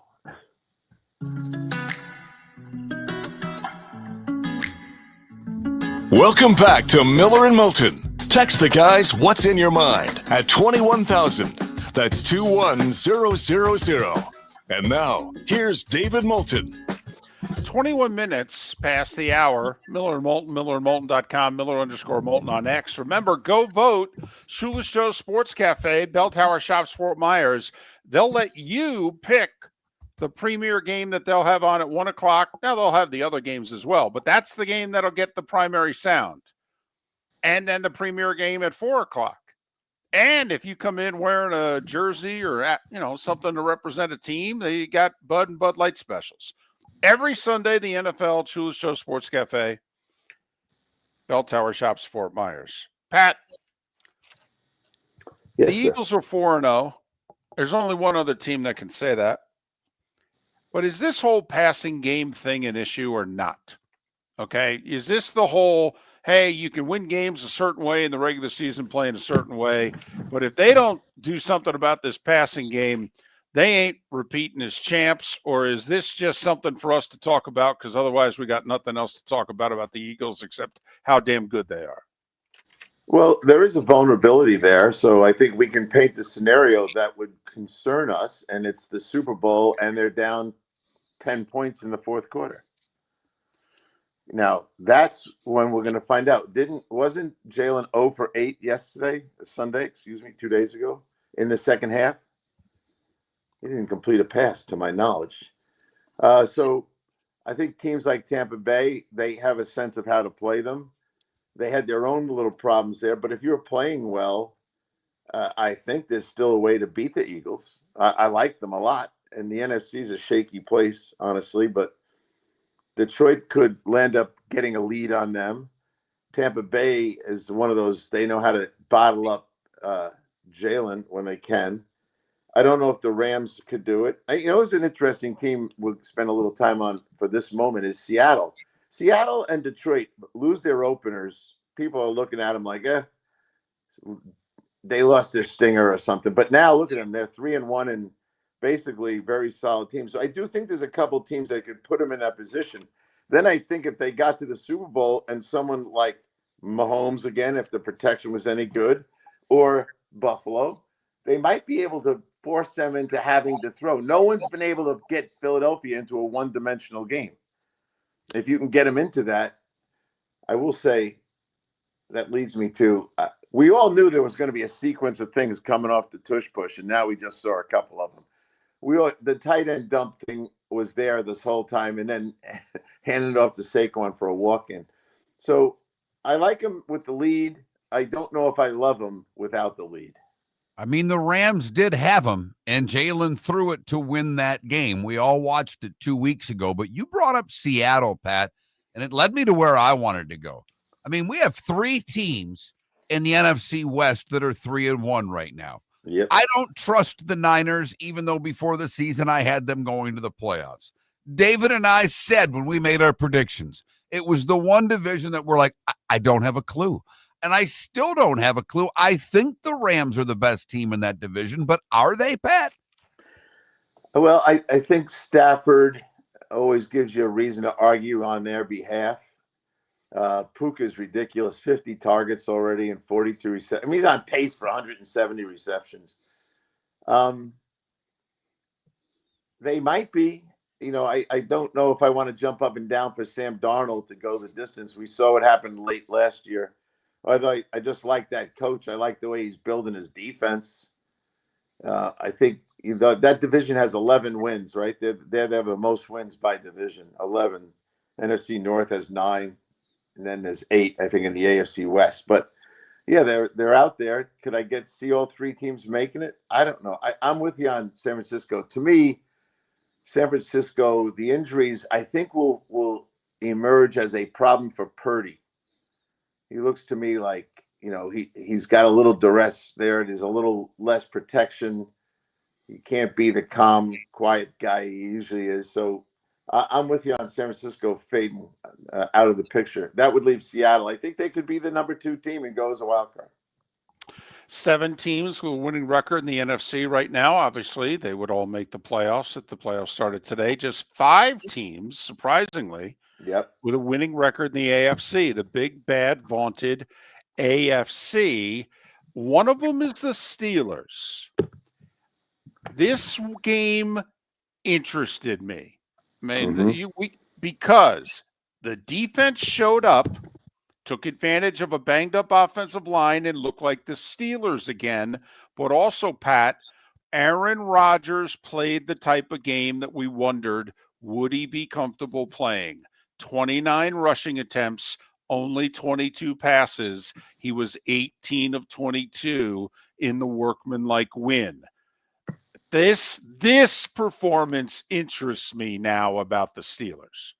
Yeah. So the description of Rodgers' way he's playing, doesn't it remind you of Elway? We said it.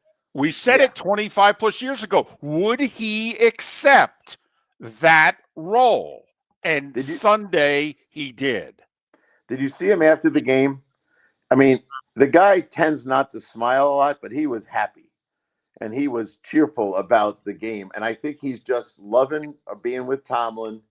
He's got a little more say than he thought he was probably going to get. When he said he'd play for $10 million, he told us a lot about what he still loves playing. They threw 13 at him, and it was like a $3 million bonus. But here's what I watched that game with Cower. It was on at 8:30 in the morning out there. So I said, Bill, I'm going to just watch Derek Harmon. When they're on defense, I'm going to watch Derek Harmon. You can do whatever you want, but that's my vision. You can ask me what you want about Derek Harmon. Derek Harmon is a factor. He's a big old horse inside, and he was clogging up the inside. They ran a lot of pinch stunts down, so they couldn't get anybody on the linebackers. Did you notice how Patrick Queen was making plays? He was free to roam, and Derek Harmon, who didn't play in the first 2 games, was an absolute key component to why it looked so good. And now the run game was bouncing outside right to those 2 outside backers. And by the way, I think Herbert's better than Alex Highsmith. So I like the way Harmon complimented the old guy in there. And I think it's going to be a little bit more like the old Steeler defense. I don't know about the back end holding up, but I didn't watch the back end. I just watched Derek the whole time. Pat, You know, Atlanta is a mystery to me. Yeah. They get shut out by Carolina. You talk to Raheem every week. I've been high on the Bucs since July, and I still am. But Atlanta, Penix, after having a complete dud, had a really good game against Washington this week. So talk to me about the Falcons, and did they fix what was broken, or are they just a team that we're going to see a lot of ups and downs from this year? I'm inclined to think more ups and downs than steady rise to greatness here. But I did talk to Raheem yesterday, and I asked him let's go over Penix the day after the game. Let's start there. And he said Monday he came in and owned up to everything. He said I felt like the kid really had took a step in maturity, and he said a lot in front of his teammates about his own inability to play well and that he was going to fix it. Now that's all talk, but then he delivered in the game. So he's in a very good spot with his teammates and his coaches. I think the guy's dead serious about football. I think he's still going to have bad games. He's a kid. But I think there's a real – and I think that loss, the shutout, reminded them we got a guy named Bijan Robinson, and we ought to be playing right to his strengths, which they did, where he had about 130 yards of offense in the game. He really was phenomenal as a receiver. And I think that dimension needs to be played even harder. It's an easy completion for the quarterback. The guy in the open field is their best player. I think they're rounding into who we are. Bill Cowher says it all the time. He goes, it takes the whole month of September, which just ended, to figure out how to play with who you have. And there, the whole focus was on how are we going to help Penix. Sometimes you lose sight of your running back, and they didn't this time. And I think they'll be okay. I did ask him about the offensive line because they've gone seconds. Through right tackles like crazy. And he said, the kid's holding up over there. We're not doing bad with the third string offensive tackle.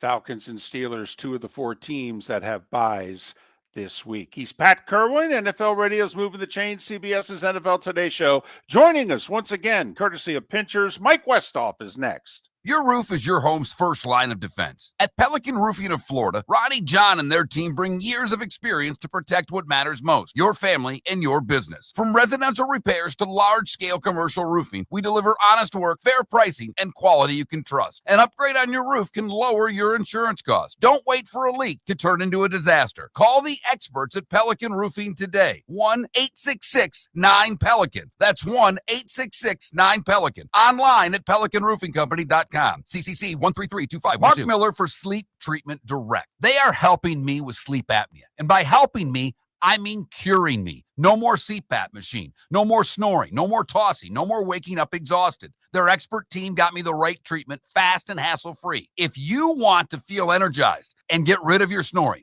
call Sleep Treatment Direct today. 444-1741. That's 239-444-1741. Sleep Treatment Direct. Sleep safe and sound. American Paint Supplies, for nearly 30 years, is your one-stop shop for all your coating needs. If you are a designer, a contractor, a professional painter, or a weekend warrior, American Paint Supplies is the place where experts go to get expert solutions. At 6100 Shirley Street in Naples off of Pine Ridge, American Paint Supplies delivers the best solutions with the best products with the best support. Meet Gene and his team today at American Paint Supplies. Call 239-566-2700. That's 566-2700 or online at AmericanPaintSupplies.net. If you're a business who targets men, please know there is no better and more economical way to reach your target audience than us at Miller & Moulton. So let us help you make money. You can reach out to Mark at that Mark Miller or me at the David Moulton on X or text us at 21,000. We have a proven product, a good reputation, and lots of quality segments that we can attach your company's name to. Miller & Moulton, we're like that old pizza box. You've had the rest, now try the best. Miller & Moulton, millerandmoulton.com. This is Miller & Moulton.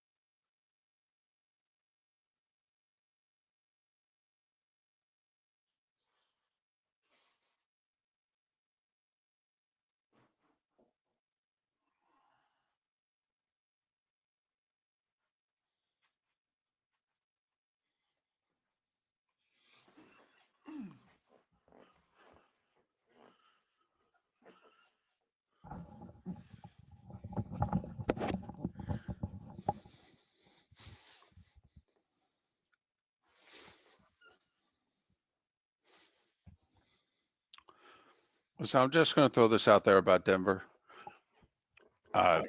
Sean Payton, after last night, is 31-30 in September. He's 50-17 in October. He's a lot like Belichick in the sense that Belichick and the Patriots were 2-2 a lot. And then they kind of, if they were decent, which they were most of the time, then they got it going. Sean Payton's the same way when he's got a good team. So. And by the way, Robert, if you're still there about that injury, that Dr. Chow, who I follow on X, said they can't even do the ACL yet. They've got all other kinds of crap to fix before they even get to the ACL. The only thing he did say, the fact that there was no emergency surgery is a good thing. But yeah, it's not good there at all.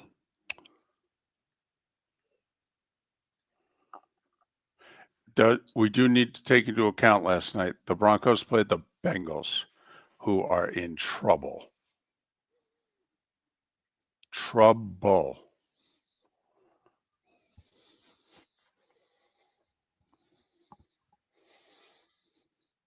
That whole thing could blow up.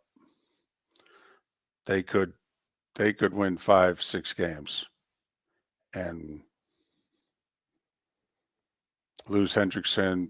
Hell, they might trade guys. It could blow up so quickly. I don't know, Wes. They can't run the ball. So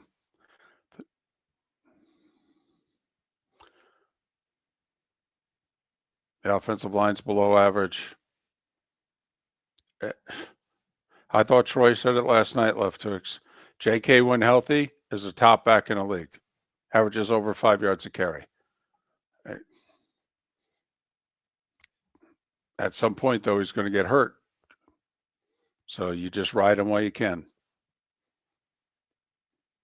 That's why I thought it was good to see a little RJ Harvey sighting last night, because they're going to need him. You're listening to Miller and Moulton. And now, here's Mark Miller and David Moulton.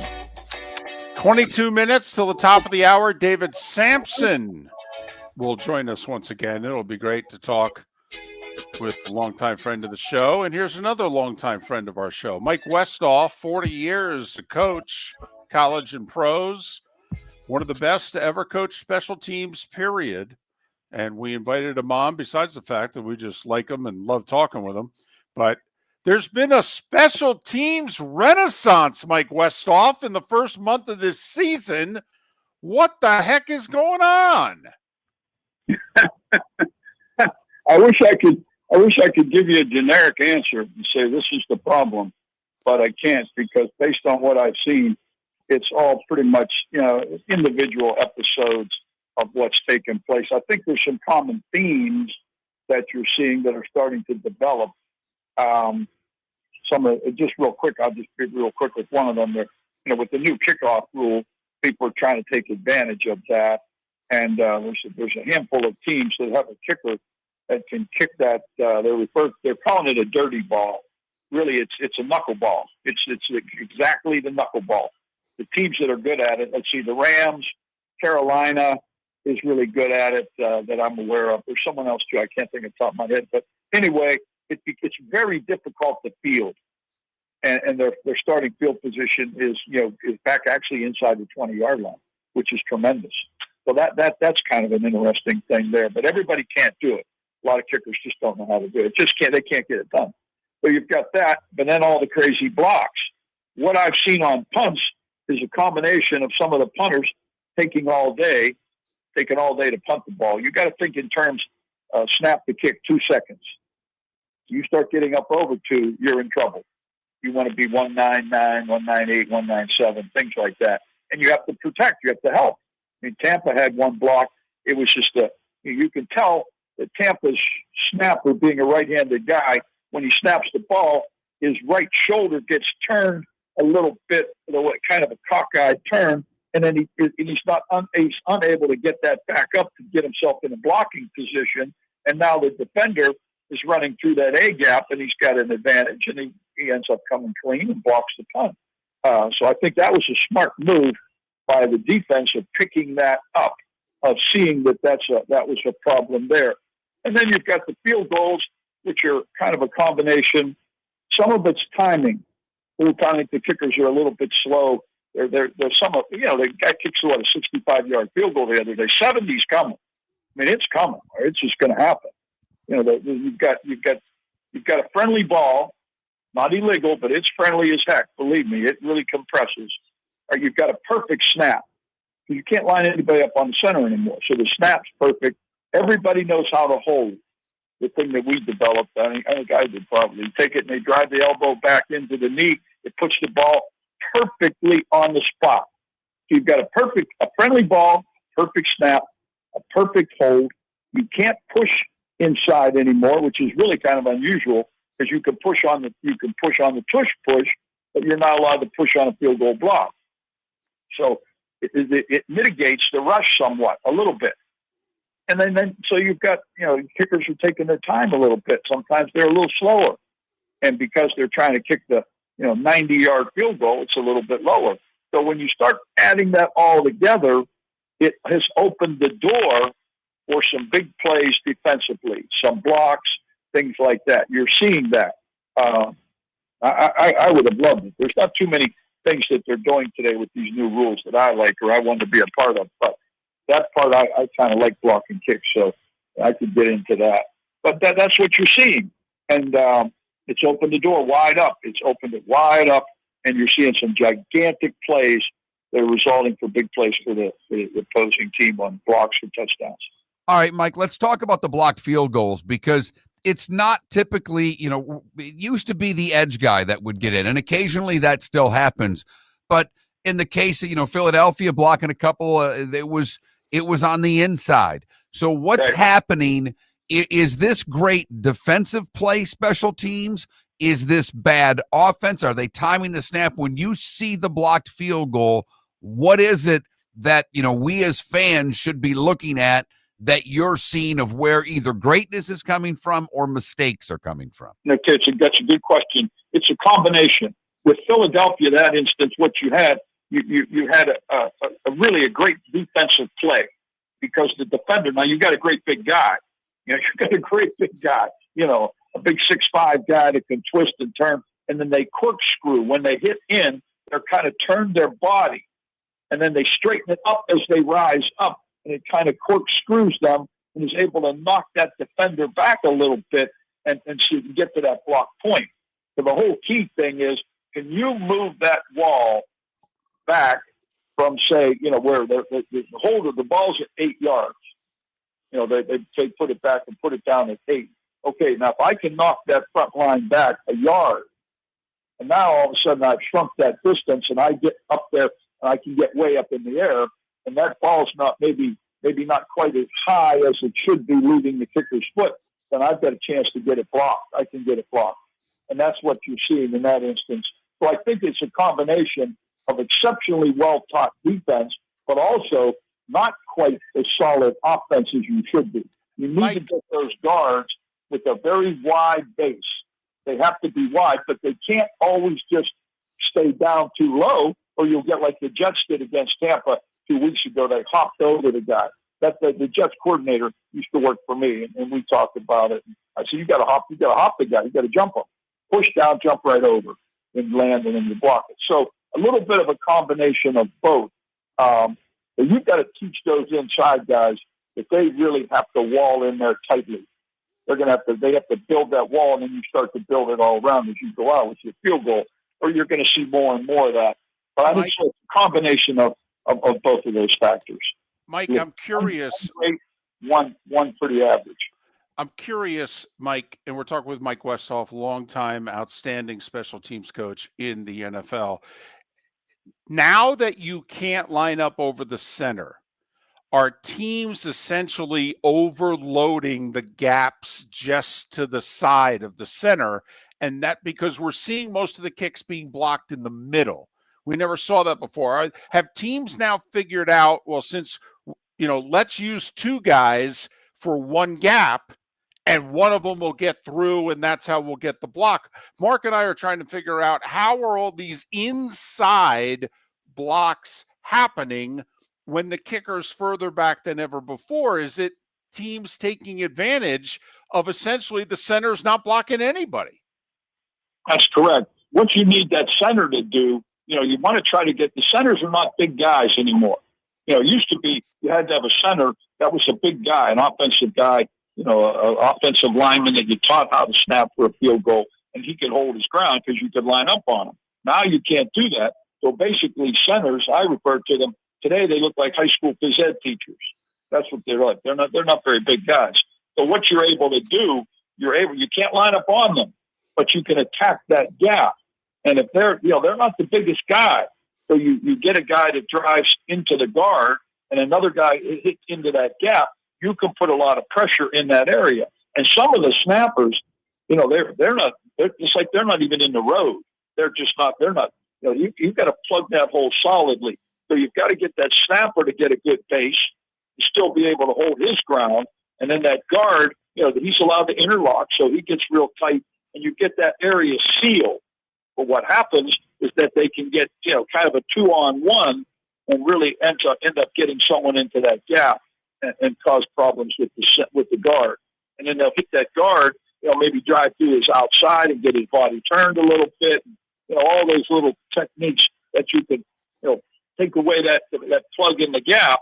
And now you've got a real soft spot. And that's where people are trying to get through. Plus, you've got a really good guy usually that's hitting that. I mean, a big defender, a 6'6", big long arms. And when he hits, he drives into them, but he turns his body. And then he straightens that body up as he comes up to his block point. I call it a corkscrew. And that gives him that extra penetration. And you don't need a whole lot there. You can get a yard or so, and you've done a heck of a job. And now the onus is really on the kicker to be able to get that ball up over the spot. I used to have a small, like a little screen type thing. It was a little cage, like whatever. And I used to wheel it in front of the kickers and make them kick up over it all the time when they were warming up. They used to hate it sometimes, but I did it. I would do it all the time. So you kick it over this, you'll be fine. You have to practice those things. But it's a combination, but they are trying to take advantage of that weakness right there. And it's become it's just become a little bit more so. Plus, don't forget, the kickers are they're not afraid to try that long field goal. Well, that's nice, but they're driving the ball a little bit. That ball does not have that great lift.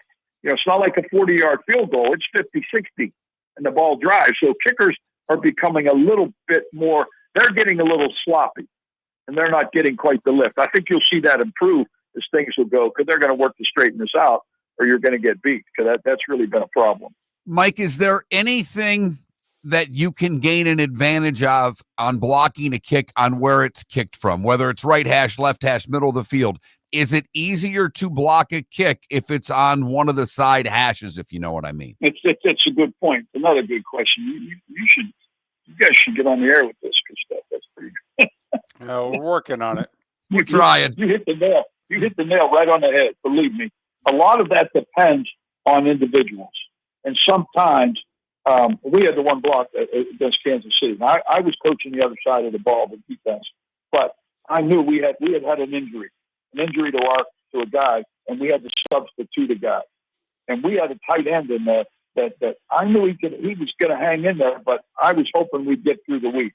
Well, we're getting ready to kick a field goal to win the game, and Sean Payton was putting the ball on the right hash because he went to the kicker. I'm screaming at him to leave it in the middle of the field to balance the rush, but he knows everything.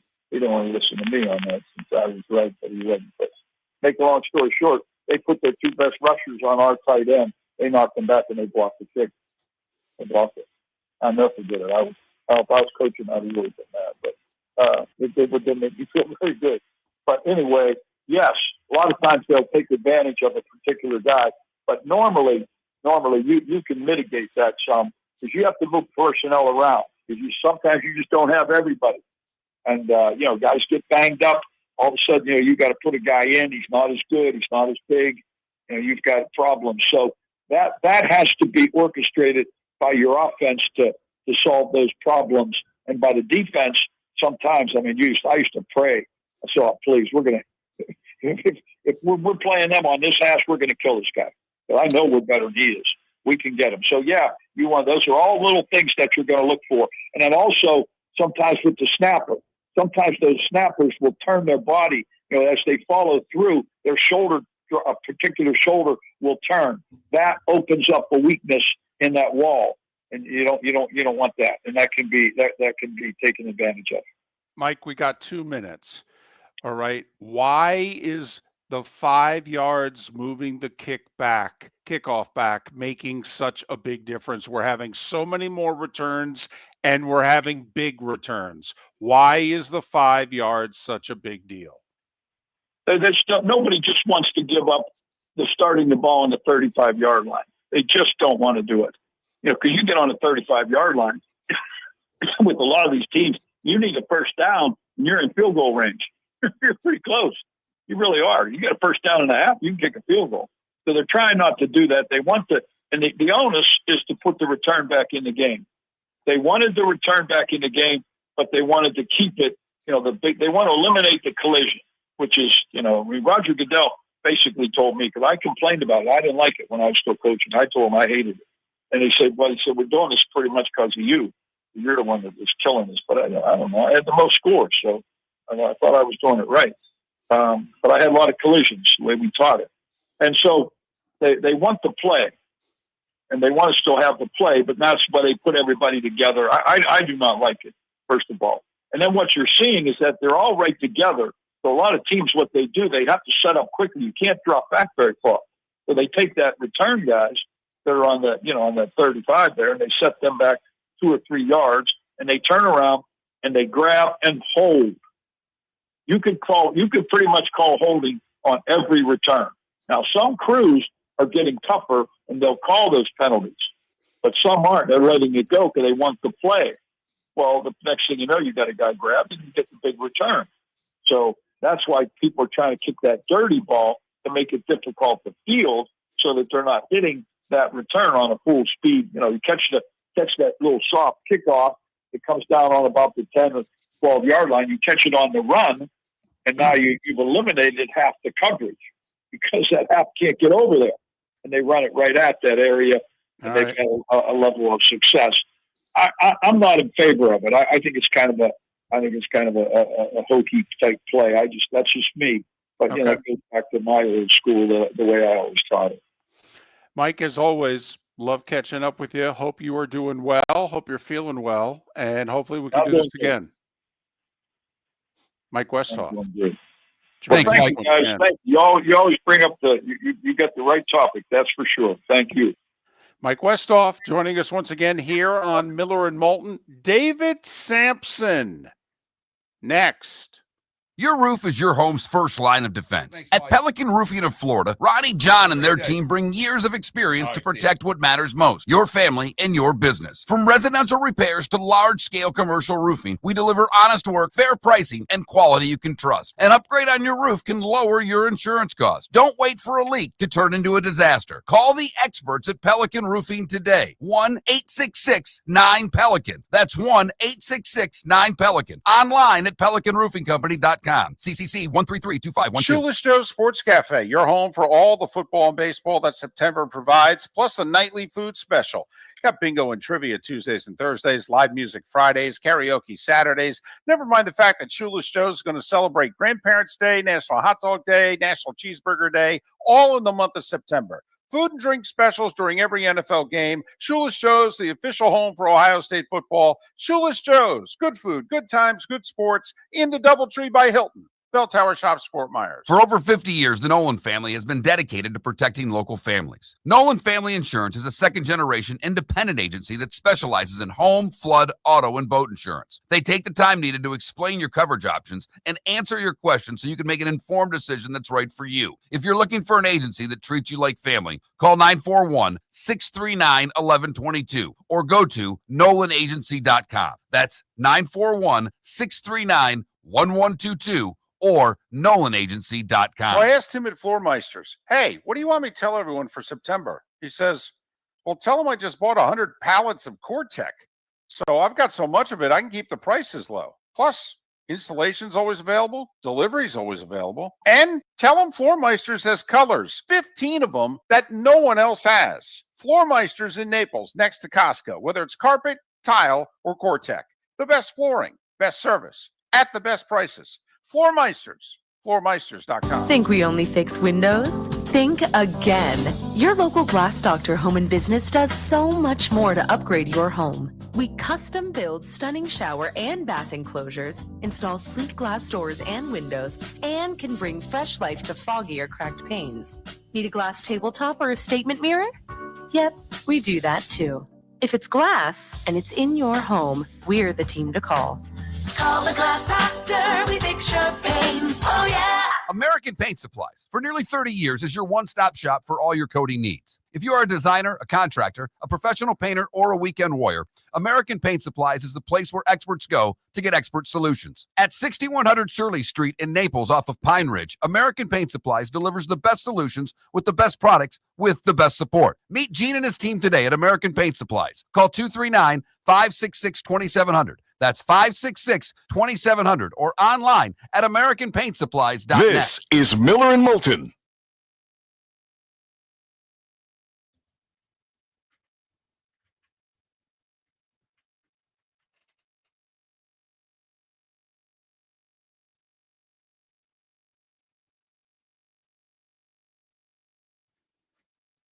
Trent, can you hear me?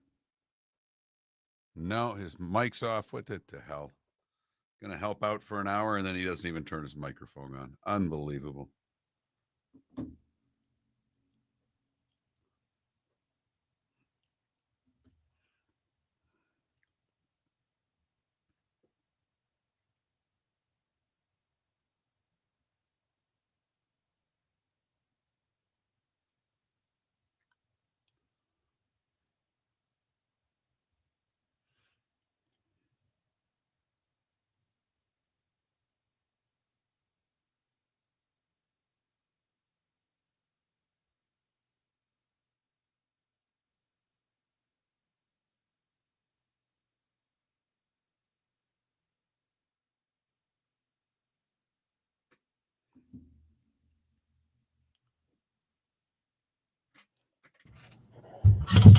What's up, Mark?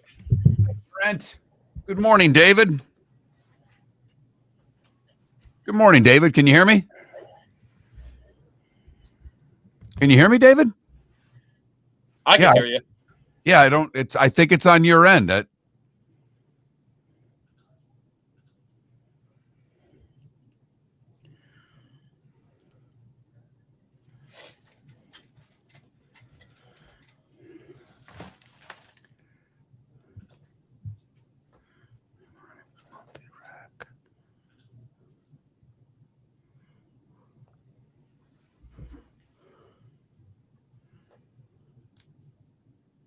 I don't know why you cannot hear me, David. Can you hear me?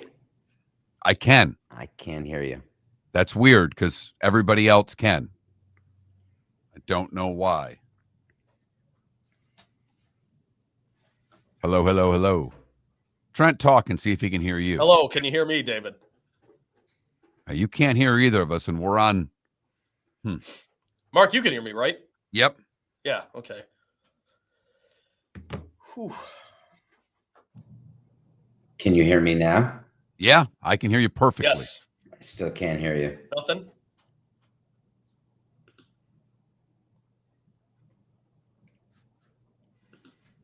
Well, this stinks. I got to get this. I don't really know how to fix this, but Yeah, Mark, it's not on your end. I know. Check your text, David.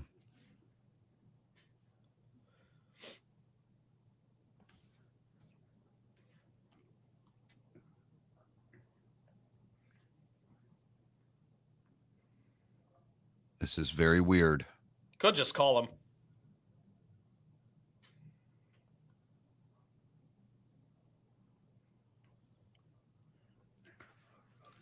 I don't know what to do here. Let's see. Still nothing, David? Can't hear us?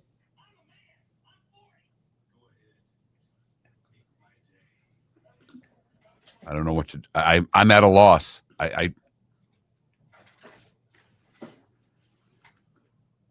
I don't know why you can't hear us. Yeah, Have them leave and come back in. I mean, I know that sounds stupid, but it's worth a shot.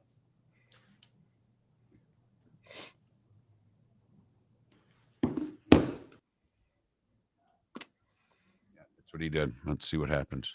All right, here we go.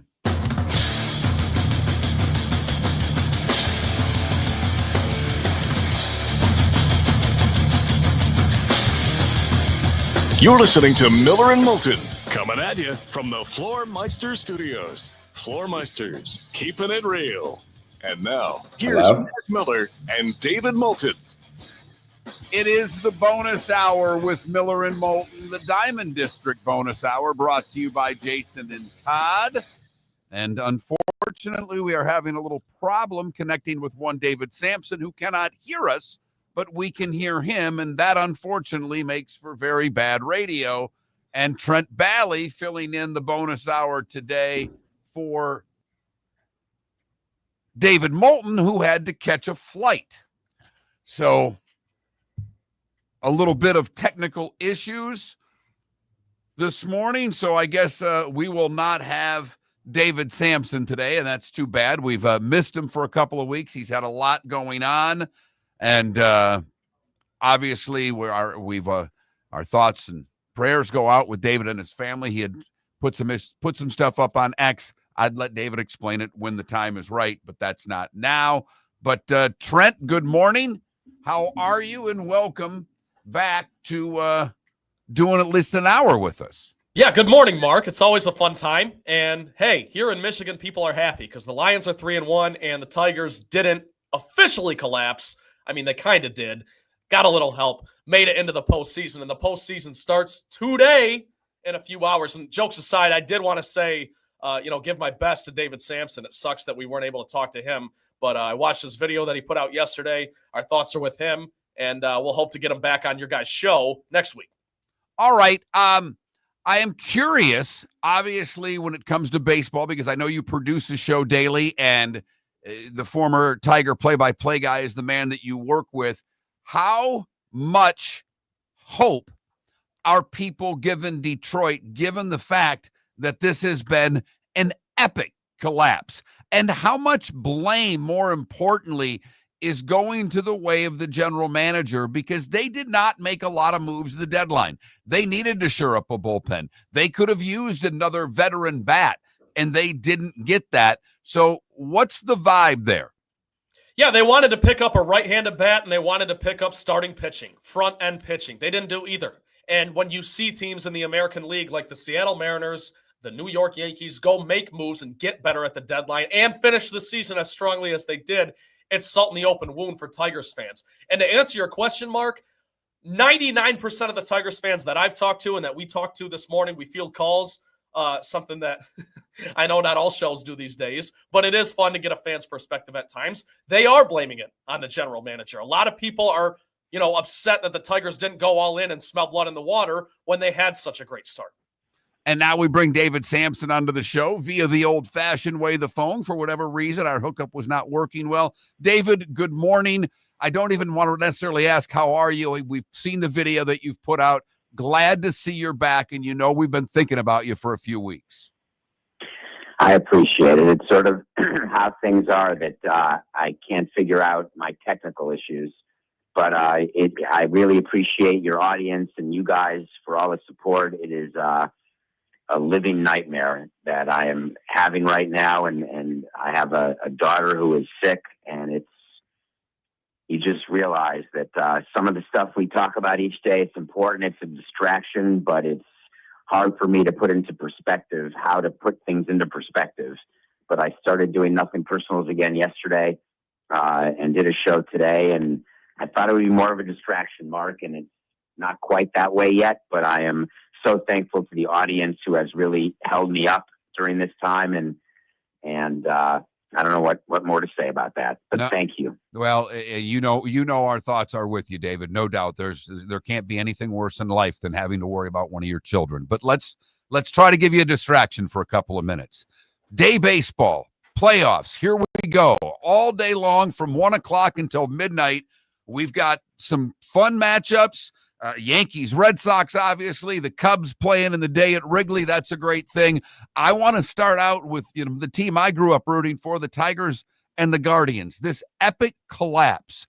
If you're AJ Hinch, if you're the Tigers, I know it's a 0-0 record, and Scooble's on the mound, so they can right this today, but how difficult will it be for Detroit to fix what's been broken the entire month of September? Well, it'd be nice if they would stop striking out. That's number one. But the thing with these short series is that game one is everything. If you win game one, you are more than likely, if not unanimously, going to win the series. And who would you want on the mound of all of the starters today? For every team, for all teams playing today, and there's 8 of them, I think it's pretty unanimous that every executive would say, I want Scooble on the mound, period, because he's going to win us a game. Now, the Red Sox are psyched to have Crochet. There's no question. Max Fried is no schlepper, no doubt. The Guardians pitching, as you know, in September has been historic. They have not given up more than 2 runs over 19 straight games, and that hasn't happened in about a century. So it's really going to be a close game today. And when you're the offense for the Tigers and you know you've got Scooble on the mound, you've got to scratch and claw out 1 run, because the view is that if you get him a run, you feel like you're going to win that game. And when you're doing your team meeting and you're the Tigers, you don't even mention the end of the regular season. You don't mention that you didn't win the Central. You don't mention that you had the best record in the AL for a long period of time. What you talk about is getting a run. That's what they have to do, because if the Tigers can beat the Guardians and advance, then the September collapse and the August collapse, it's rear view mirror stuff, and it just doesn't matter. David, Mark and David's former producer Trent here. I just want you to know thoughts are with you, thinking of you. You do an incredible job as always, despite the circumstances. Talking about the Tigers real quick. I do a show up here in Michigan, and it's the talk of the town and the talk of the league because of that collapse. But is there something to be said about just getting in and staving off the full-on collapse and maybe making it 90% of a collapse? Can the Tigers rally to win a best-of-3? That's a funny thing to ask. So it's all about perspective. Would you rather be the Astros or the Tigers? And the answer today is I want to be the Tigers because I want to play today. But if you lose to the Guardians and by tomorrow at 4 p.m. you've been eliminated, I think what you're saying is, wow, we saw this coming. It's a total epic collapse. So I don't think that you're done with the collapse narrative unless you beat the Guardians. But I grant you today it feels better. But by the end of Wednesday, if you haven't won, you will feel the same crappy. There's no doubt there. All right, Yankees and Red Sox. I love the New York media because they're already questioning every part of the Yankees lineup today, and the game doesn't start until a little after 6 o'clock tonight. When you look at the Yankees, and they played great going down the stretch, I understand why the fans are panicking, but right now, they're the hottest team in baseball. They got Fried on the mound. He's pretty damn good last time I checked. And, this Judge guy seems to be able to carry him, but he's not played great in the postseason. When you look at the Yankees, where are the spots that you see the holes that Boston can take advantage of? Because the Sox have been pretty damn consistent all year. Well, interestingly, you've got Crochet on the mound, and you've got the best closer in the game, who's going to be a top 5 Cy Young a vote getter, in my opinion, in Chapman, who's blown 1 save, and that was in May, and that's it. And so you feel like you want Crochet to go 8 and then Chapman to go 1. And that's a situation where you don't even need to look at the box score for this game tonight. Just look at the home run line. If Judge and Stanton both hit a home run, the Yankees win. That's just how it goes. And Judge does have the weight of poor postseason performance on his shoulders. And he knows very well a short season against the dreaded, hated Red Sox. If the Red Sox win tonight and win this quick series, what Judge did, and I think he'll win the MVP and, maybe the best hitter, right-handed hitter I've seen, and I've seen some great ones, so have you. The reality is it's another failed season. And they're trying to defend the pennant. They're trying to get back to the World Series and win it. But they got to get past a great pitcher next to Scooble, the best pitcher pitching today. And Judge has to perform. The regular season is fantastic. MVPs, it's great. But what matters is rings. And I hate to be that guy, but I am that guy. Rings matter. Judge needs a ring. Hard stop. It's the final thing for me for Stanton to get into the Hall of Fame, get to 500 home runs, get a ring, and he's going to Cooperstown. This matters to these guys because they're getting a year older, obviously, every year. So I think this is the most compelling early series because it's so meaningful to both sides. The Red Sox want to prove that trading Devers was the best thing they ever did and that Craig Breslow is smarter than everyone else. The Yankees want to prove that they're not just regular season behemoths and that they can get that ring. So tonight at 6:08, a lot of questions are going to get answered. David Samson on the show today. David P. Samson on X. David, I'm sure good old Miller and Moulton will ask you about these teams next week because there's a couple heavy hitters, no pun intended, that we're not going to get to watch for the next few days. Is there a team playing in this wild card round that you really think could make the World Series, and why? Well, if you look at the bye teams, you talk about the Blue Jays, the Mariners, you talk about the Brewers and the Phillies, I can give you an argument that all four of those teams could win the World Series.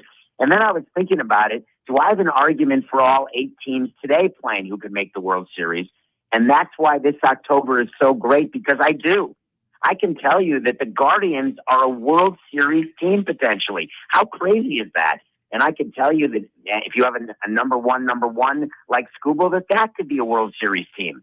So that is why this October is going to be impossible to predict, because it's not like it's the Dodgers. And listen, could I imagine a world where the Reds beat the Dodgers? No. But then what happens if Ohtani, Betts, and Freeman go, 1 for 16 in 3 games, or go 1 for 8 in 2 games, and somehow Hunter Green just shoves it and the Reds find a way to score some runs? It's not impossible in a 3-game series to win 2 out of 3 for any team who's left. So it's so compelling. But I would tell you that this year, above all, any team can win the World Series, but I'm rooting for my Brewers, so I hope they win it. Yeah, the Brewers, the Mariners, and the Padres have never won it. I think it would be great. We got less than a minute. Padres, Cubs, anything you see there? I just think there's a lot of pressure on the Padres. A.J. Preller put this team together, has spent stupid money. The team loses money, even though they have a great fan base and draw a bunch of fans. But they have to find a way to advance. And they got to start by getting past the Cubs, who are no schleppers, especially at Wrigley in the afternoon.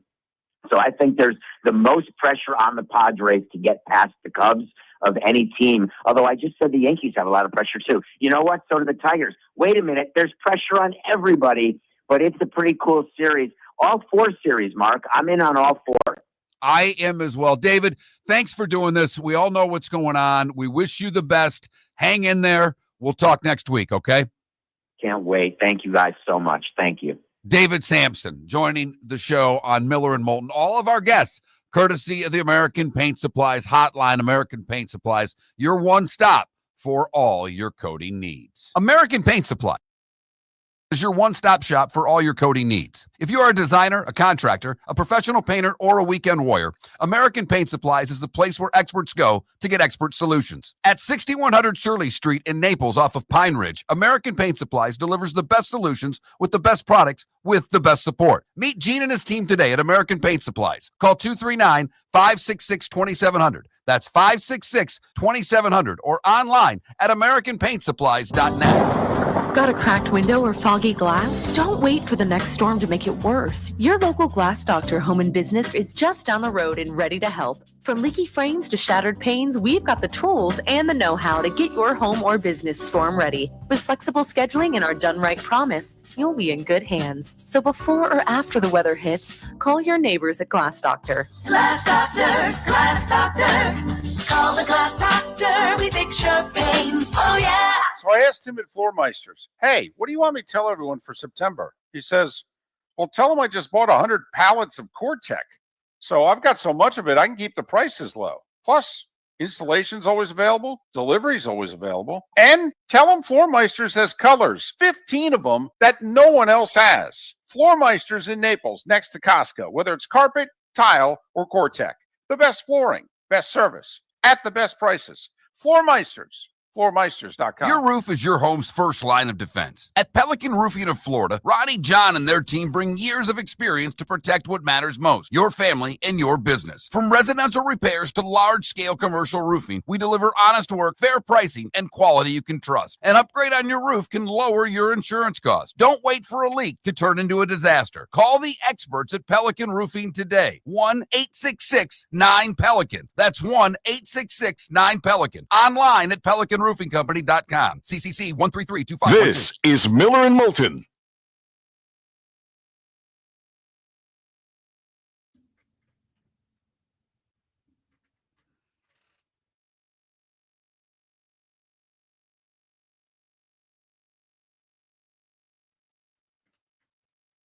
That was fun.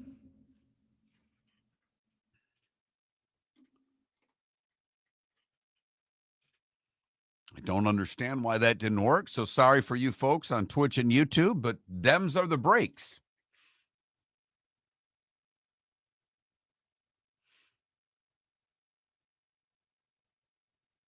The dog food plant on the way to the Denver airport. You know what I didn't ask him, and I'll ask tomorrow. I will say this, and David, I would say it if he's here. David has the worst sniffer of anybody I know. He like literally, he doesn't smell things. And I wondered if he could smell the permeation of weed everywhere he walked, or if he even knew what the smell was. I'll save it for tomorrow.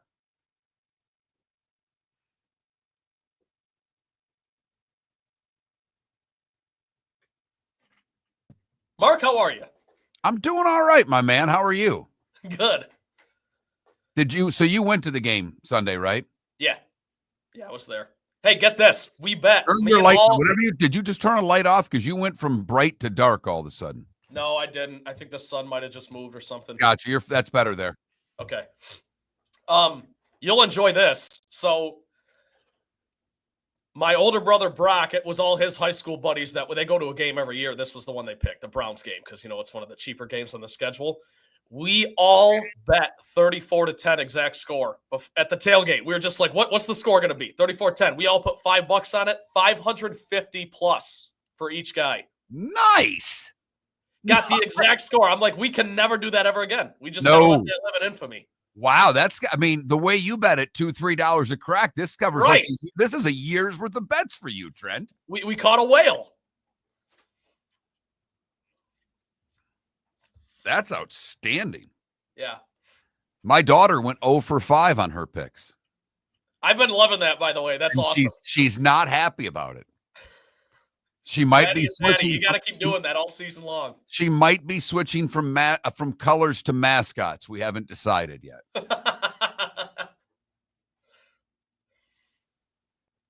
Jake's doing a nice job with the podcast. Yeah, he's he likes it. And they break down their team and then do a little college football. Yeah, they do a pretty good job. I laughed. DTW, it's crazy here. Actually, it's still mid-70s in Michigan. Yeah, my buddy that's in Saginaw was texting me Sunday that he was swimming, at the end of September. Yeah. That's not normal. Yeah, it's bizarre. It really is. The lake's not warm, but. No, he was in a pool.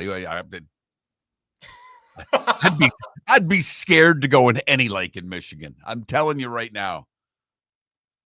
Higgins is cold in July, let alone what it's like now. Yeah, Sonny, I'm looking at coming down for that. I got to go see these guys. It's a great excuse to get down there. Yeah, the tickets ain't cheap for that North Carolina game. Nothing's cheap these days. I might know a guy. Now, the East Carolina, the game on Tuesday would be easy. The Tuesday game. Yeah.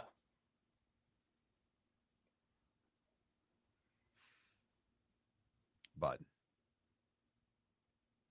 yeah, I have no idea what button he wasn't hitting because I know that was on him. But I mean, yeah, you and I could hear each other. And right, and I've had David for 3 hours.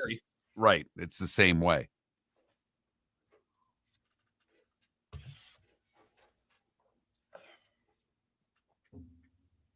Now, you guys don't ever talk high school stuff. I know Huge occasionally does, right?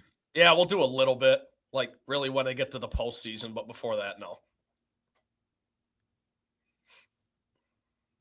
We're sponsored. The show is sponsored by MHSAA, the Michigan High School Athletic. Right. So we do a little bit of stuff, but it's not every day.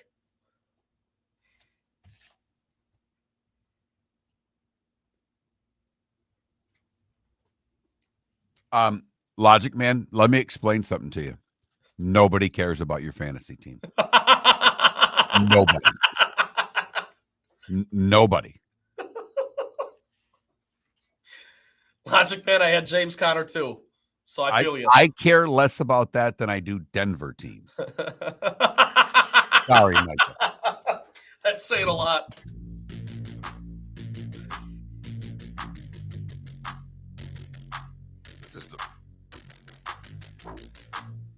It's the bonus hour of Miller and Moulton on the Miller and Moulton? That was the wrong one. Look at me hitting the wrong button there. That's all right. It happens occasionally, jumping on a little quickly before words that are said that don't count anymore on this show.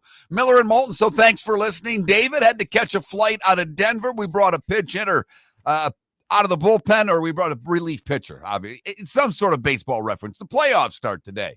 Trent Valley sitting in for the final hour here on Miller and Moulton. Trent, if you don't know, for those listening in Tampa and Jacksonville, Trent worked with us for a little over a year and a half here on the Miller and Moulton show as our producer, and then got homesick and went back home basically, and couldn't handle the Florida weather. It was just too damn hot for him, and thus far it's still like almost 90 degrees up there. So it'll snow soon enough. You told us a story for those listening on YouTube and Twitch that I think you have to share. Trent will dabble occasionally and make the occasional bet, but you do the parlay here. You're always trying to score the big hit. You had your big hit on Sunday. Do explain. Yeah, you always try to catch a whale, you go fishing every now and then. David Moulton, by the way, who's not here for the bonus hour, he always gives me crap for a boost and a sprinkle, all the gambling terms, because I do bet $2 or $3 on nickel and dime it. And what we did, I have Lions season tickets with my big brother Brock. We had about 12 of us that went to the game last Sunday. And before the game at the tailgate, we're trying to decide what the exact score of the game is going to be. You can bet on that sort of thing. You can bet on anything, really. We chose 34-10, and $5 turned into $5.58 and change. So it was a great Sunday, Mark. And the Lions won, of course. Now, I have to be honest, because I had the game on, but when it got out of hand, there were other games that I was more interested at that point. And no doubt, I was certainly paying the most attention to Tampa and Philly, but I literally took the Detroit game off probably late third. The game was over. How many chances were there late for that score to be blown up and for you guys to lose? And how many of the people sitting around you at that point knew what was going on? Because at that one, my guess is you guys stayed till the bitter end.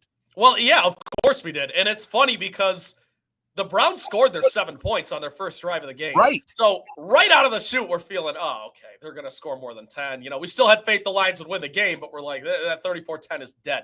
Well, the Browns didn't move the ball at all for the rest of the game. So, Mark, to answer your question, I think the final touchdown was scored with just over 4 minutes. So it's not like there was a bunch of angst that the score wasn't going to hold up. Once we hit 34-10 and you saw Jake Bates knock that PAT through to make it 34-10, we were feeling pretty good. We knew that, the Lions are bringing the backups in. The Browns have no business trying to move the ball right now, and we were feeling good. $5 turned into $558 for an exact score bet. Look, I get how fickle a fan base can be, but after week one, when the Lions were demolished, they looked terrible. Both sides of the ball, and the walls were caving in Michigan. How quickly has everybody turned back to MCDC? Because he's the one that, he told everybody right off the bat, shut up about the coordinators. Said it in the production meetings, told everybody it's nonsense. He was right. Everyone else was wrong. But go back to after the Green Bay game, how panicked were the fan base after the loss to the Packers? Well, the questions were warranted at that point because, Mark, like you said, yeah, you lose the way you do. It's not like the Lions lost a shootout to Green Bay in week 1. It's not like Micah Parsons was a game wrecker in his first, Packers debut. It was just an ass kicking. I mean, the Packers just ran over the Lions, basically. So people were there was angst. Then you do what you do to the Bears in week 2. And although, it's the Bears, so let's see how they play against Baltimore. And then they beat Baltimore the way they do. And I think fans are now officially back on board. The Lions, they passed the eye test now a quarter of the way through the season because it does look like that Packers game is just more of an anomaly. And Mark, the two biggest narratives about the Lions in the offseason was the coordinators, like you mentioned, but also the schedule. So to go in and beat Baltimore at Baltimore, that's a game that a lot of guys, a lot of people that have forgotten more football than I'll ever know, pick the Lions to lose. So to win that game and to be sitting at 3-1, despite a Packers tie the other night, you're feeling pretty good in Detroit. Lamar was 24-2 against the NFC heading into that game. Big Ten football, and we spend a little attention to it down here. You obviously up there are into it a bit more. Ohio State clearly looks right now like they're deserving of being the number 1 team in the country. Yep. Penn State did what Penn State always does. They lose big games. When you see the Big Ten, do you still see Penn State, Oregon, Ohio State, and everyone else? Or do you think Indiana, maybe Michigan, or even Illinois, who blew it against Indiana but beat USC, has a shot to be giving someone else a run for the Big Three? Or is it the 3 and we're just trying to figure out who Big Ten 4 is? Well, I'm with you, and I've listened to you guys a little bit over the last couple of weeks, so I know how you feel about James Franklin, and I'm in lockstep. I don't even think it's a 3. I think it's 2, and especially after this weekend's action, I'm with Ohio State, and I'm with Oregon. James Franklin and Penn State did what James Franklin and Penn State do, and Mark, to answer your question, I think, honestly, right now, it's Oregon's to lose. I think that win was as impressive as it comes to go in to Penn State and win that kind of game in that environment, that whiteout, that crowd is nuts. I don't care what the numbers say about Penn State in primetime and big games. That's a hell of a win. In my opinion, it's a bigger win than anything Ohio State has right now. So I don't even think it's a 3, Mark. I think it's a 2. And Penn State will host Indiana later this year. Penn State has to go to Columbus. They host Indiana. Indiana plays both Oregon and Penn State, unlike last year when they didn't have a difficult Big Ten schedule. And, I think Underwood's going to keep getting better. I thought he was, really solid in the first half of the Nebraska game, not so good in the second half. But Michigan, their schedule is light. I've said for a while, I think Michigan could challenge for Big Ten 4, and we all know the brand. If it comes down to it, I think the Wolverines at least are going to be, at least come November, I still think Michigan's going to be in the playoff.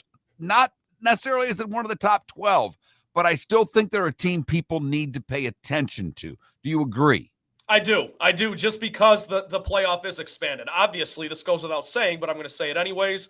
If the playoff was still 4 teams, we wouldn't even be having that discussion, of course. But, Mark, I think when Michigan went to Nebraska and won that game, I think not that people needed reason to believe in Underwood, needed reason to believe in Michigan and pump their tires a little bit. I think that was enough because you're right, Mark, when you look at the schedule and what they have coming down the pike, it's not that strong. So if there is going to be a Big Ten 4, Michigan has as good a chance as anybody right now to be that 14.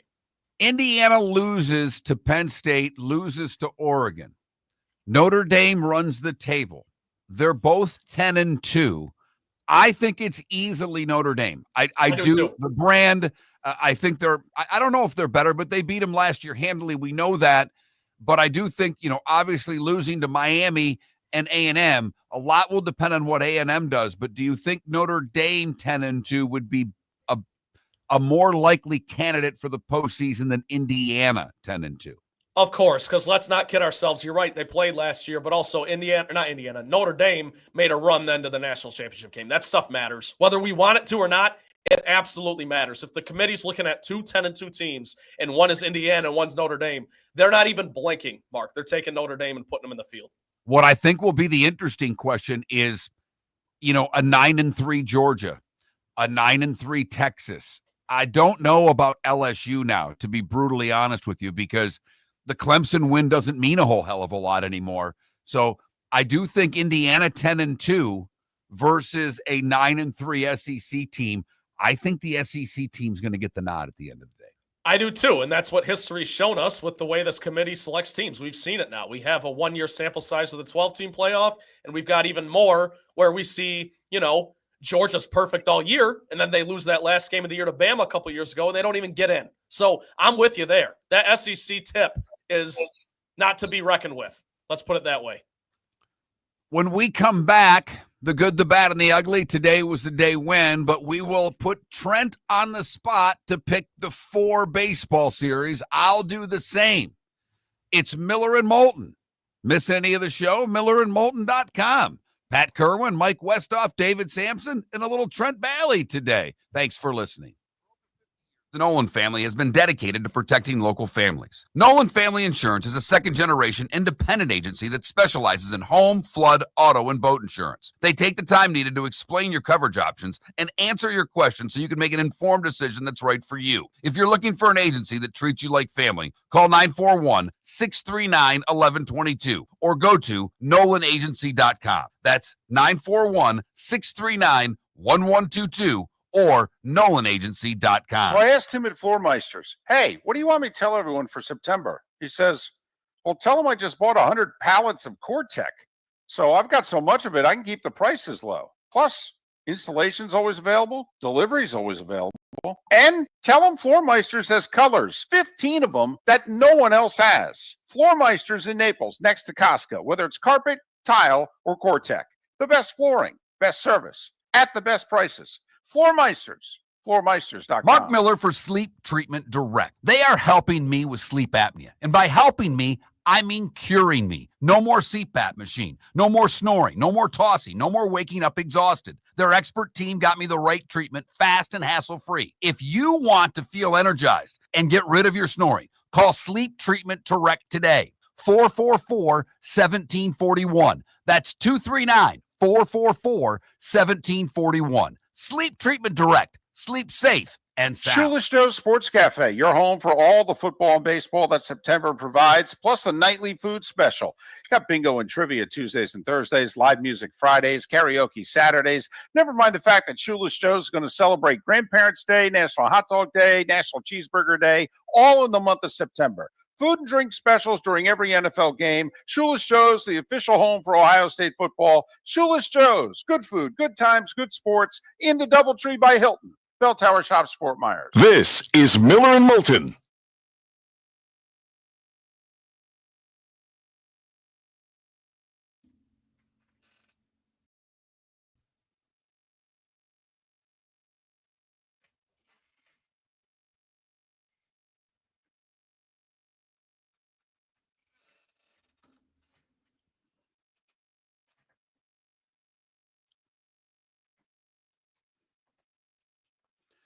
Puck, that's an interesting question because I think if you were to put blind resumes up, I think Notre Dame would get in, but I do think Indiana's going to have better wins when it's all said and done. Close, but I think Iowa and Illinois are going to be better wins than maybe. Notre Dame's going to be what, USC and Boise? Is that your college football Bible right there? Yeah. I need it for the schedules. Yeah. I wish I could memorize every schedule. I don't have the ability to do that. I mean,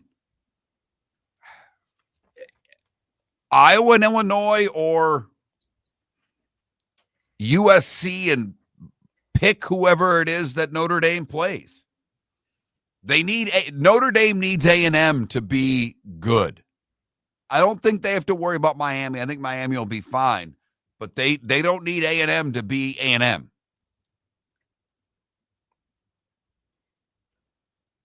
Mark, which one of my picks looks worse right now?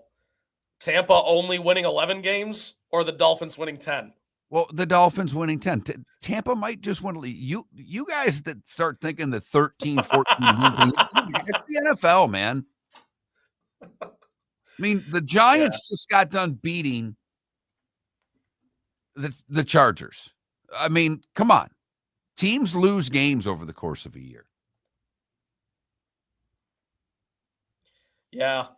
It's logic, and it doesn't hurt them at all. All Miami has to, they got to win the conference. If they win I mean, the difference is Notre Dame has no automatic. So it really doesn't matter. Now, you're right. Point. Miami's got to beat FSU. There's no doubt. But Miami's schedule is light this year. And I think the Canes are in great shape right now, Mark. But we've seen Miami's got to go to Pittsburgh Thanksgiving weekend. And I know Pitt's no good, but come on. Did we see him losing to Syracuse? No. So I trust Miami the same way I trust A&M right now. Well, what is it? It's like 2 years ago when Notre Dame lost to NIU early. Better to lose early than late. Oh, yeah. And now, not to sound like a broken record, you can afford 1 or 2 losses or 3. Well, that's what I'm fascinated by. SEC 5 or 4 with 3 losses versus Indiana, what the committee does. I know I'm getting way ahead of myself, but that's because Indiana didn't, I mean, obviously, unless you have Peacock and you're a fan of one of those 2 teams, I don't think a lot of people were watching Indiana and Iowa with all the other good games that were on at 3:30. But go win at Iowa. Think about all the really good teams over the years that have gone to Kinnick and lost at Iowa. And Indiana didn't play well. They got by. Logic, man, I hear you. I'm just saying, if you win the ACC, which Miami has as good a chance as anyone to do, what are you worried about? I don't care if you lose 3 games. Right? They don't play. Miami's got it's a cakewalk. No Clemson.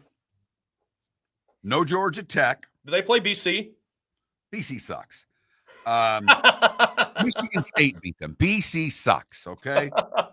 They go to SMU. They play Louisville on a Friday night, but they've got a bye week before it, and they go to Pitt. If Miami ends up with more than 1 loss this year, I'd be stunned.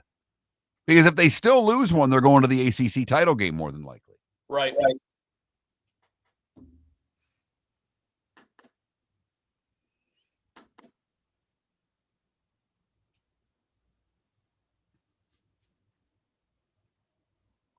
Logic, man, I get it.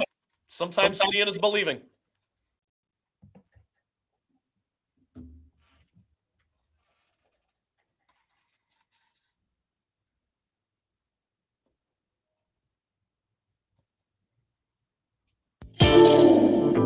Welcome to the bonus hour, brought to you by Jason and Todd at the Diamond District. And now, here's Mark Miller and David Moulton. Well, we brought in the relief pitcher today. Every once in a while, David, with his travels with Monday Night Football and the difficulty that he has getting back to Jacksonville, make him choose flight arrangements that, well, cost him an hour on the show. Today was one of those days. There's one direct flight from Denver to Jacksonville. He had to leave a little early for it, so Trent Bally sitting in for the final hour. David Samson joined us for the first time in a couple of weeks. Great to catch up with David and talk a little baseball with him. We talked a little Big Ten football with Trent a moment ago, but we've got some business to take care of here on the show. It's that time again, nearing the end, but not quite there yet. Here's Mark Miller with Today Was the Day When. This is usually fun for David. This is more of a history lesson for Trent Bally. Hit me, Mark. We start in 1630 today when the Massachusetts village of Shawmut changed its name. It became Boston. I really think that the Boston Red Sox sound a hell of a lot better than the Shawmut Red Sox. Ruth hits number 60 today in 1927. In 1934, the Babe played his final game as a Yankee. He would go 0 for 3. Big day for Babe Ruth. The first televised college football game was today in 1939. Fordham beat Waynesburg 34-7. Tiger future Hall of Famer Hank Greenberg hits a pennant-winning grand slam on the final day of the season as the Tigers beat the St. Louis Browns 6-3. James Dean died in a car crash today in 1955 at the age of 24. Trent, do you have any idea who James Dean is? Vague. It's vague, Mark. Who else feels and obviously it's long before I was born, but yep. The Flintstones premiered today on ABC in 1960. Roberto Clemente hit a double off of John Matlack to become the 11th player to get 3,000 hits. The Pirates would beat the Mets 5-0 today in 1972. Greatest Pirates player ever, Mark? Yes. Yes. I agree. I just know you have some ties to Pittsburgh, so I figured you might have a better pulse on that than I would. All right, two things today in 88. The first one, Dave Stieb loses his consecutive no-hit bid with 2 outs in the 9th inning. 2 appearances in a row, took a no-hitter through 8 2/3 and didn't get either. That's a rough week. Also, it was in the evening on the Barbara Walters show that Robin Givens and Mike Tyson appeared today in 1988. If you're of a certain age, you remember it very well. Super awkward interview, by the way. Very Goes good. without saying. The Jerry Springer Show debuted today in syndication in 91. George Brett becomes the 18th to 3,000 hits today in 92. And a couple of Ryder Cup stories for you. Guess what? We lost. Medina in 2012. Europe would retain the cup after going 10-6 or trailing 10-6 and getting 8 wins and a tie in singles. And then in 2018, Europe regains the cup by pounding the U.S. team 17.5, 10.5. Buddy Rich and John Drew would have celebrated birthdays today. Do you have a clue who either of them are, Trent? 0 for 2. Buddy Rich, maybe the greatest drummer ever, and that's from what drummers say, not Mark Miller. I'd go the guy from Rush. But Buddy Rich, one of the great drummers of all time. John Drew, a really good NBA player, played with the Hawks, was an all-star in the 70s and early 80s. Angie Dickinson is 94. Any idea who that is? Is that Bruce Dickinson's wife? No. Good Iron Maiden reference, though. Johnny Mathis is 90. That one I know. All right, very good. Of course I know Johnny Mathis. Angie Dickinson, Policewoman, by the way. It was a big show in the 70s. Fran Drescher's 68. Trent, Fran Drescher. Negative on Fran. What's it? The Nanny was the show, had a very annoying voice. I know that show. Yeah, she's the nasally chick. Yeah, I know there that you show. Go. Okay. Martina Hingis is 45. Tallahassee's own T-Pain is 41. Max Verstappen is 28. And Kool-Aid McKinstry is 23. Did I need to include Kool-Aid McKinstry? Probably not, but I just wanted to say the name. Time to see life a little bit differently. Here's Mark Miller with the good, the bad, and the ugly. What you got, Mark? For the good, we go to Nebraska, where witnesses back in July, and I don't know why the story just popped up in the last couple of days, but it did, unveiled what was called the world's largest time capsule. In 1975, a local furniture store owner by the name of Harold Davison sealed a bunch of stuff in a chamber and wanted people to see it. It was a yellow 75 Chevy Vega, a Kawasaki motorcycle, and a bunch of stuff that would let you think of life in the 70s. The Vega, one of the cars that was most made fun of, and by the way, my mother drove one of those, was still in good shape with the exception of a little rust on the hood. Anybody that ever had seen or owned a Vega know that there was rust on the hood months after you bought the car. Wait. So all the stories we hear about you stealing your mom's car and everything, it was a Vega? Oh, God, no. No, that we had that car when I was very young.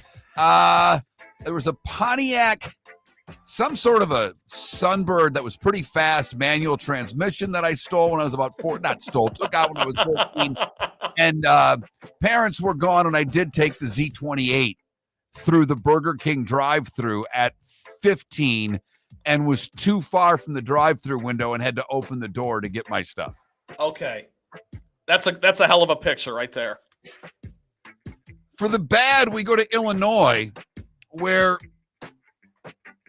Kajon Jennings is not a nice person.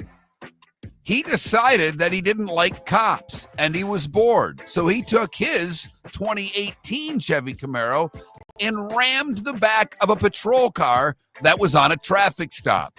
Fortunately, the officer was not hurt because he missed him by inches, nearly crushing him between the two vehicles. When asked why, he said, "I need a new car. I hate police. I've been drinking, and I took some weed pills. Enjoy jail, you scumbag."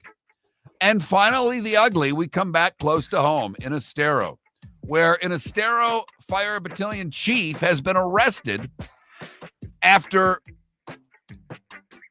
using government funds to make purchases over $47,000 over the span of about 5 years. He was taken to Lee County Jail on Friday with a laundry list of over 30 charges, including eavesdropping, grand theft, money laundering, aggravated stalking, and digital voyeurism. Albert Siebert used funds from Southwest Florida's Urban Search and Rescue Task Force to make purchases on Amazon from Storage King and other retailers. He was apprehended on Friday. And that is the good, the bad, and the ugly. Today, Tuesday, September 30th, here on Miller and Moulton. All right, baseball all day long today. Let's start.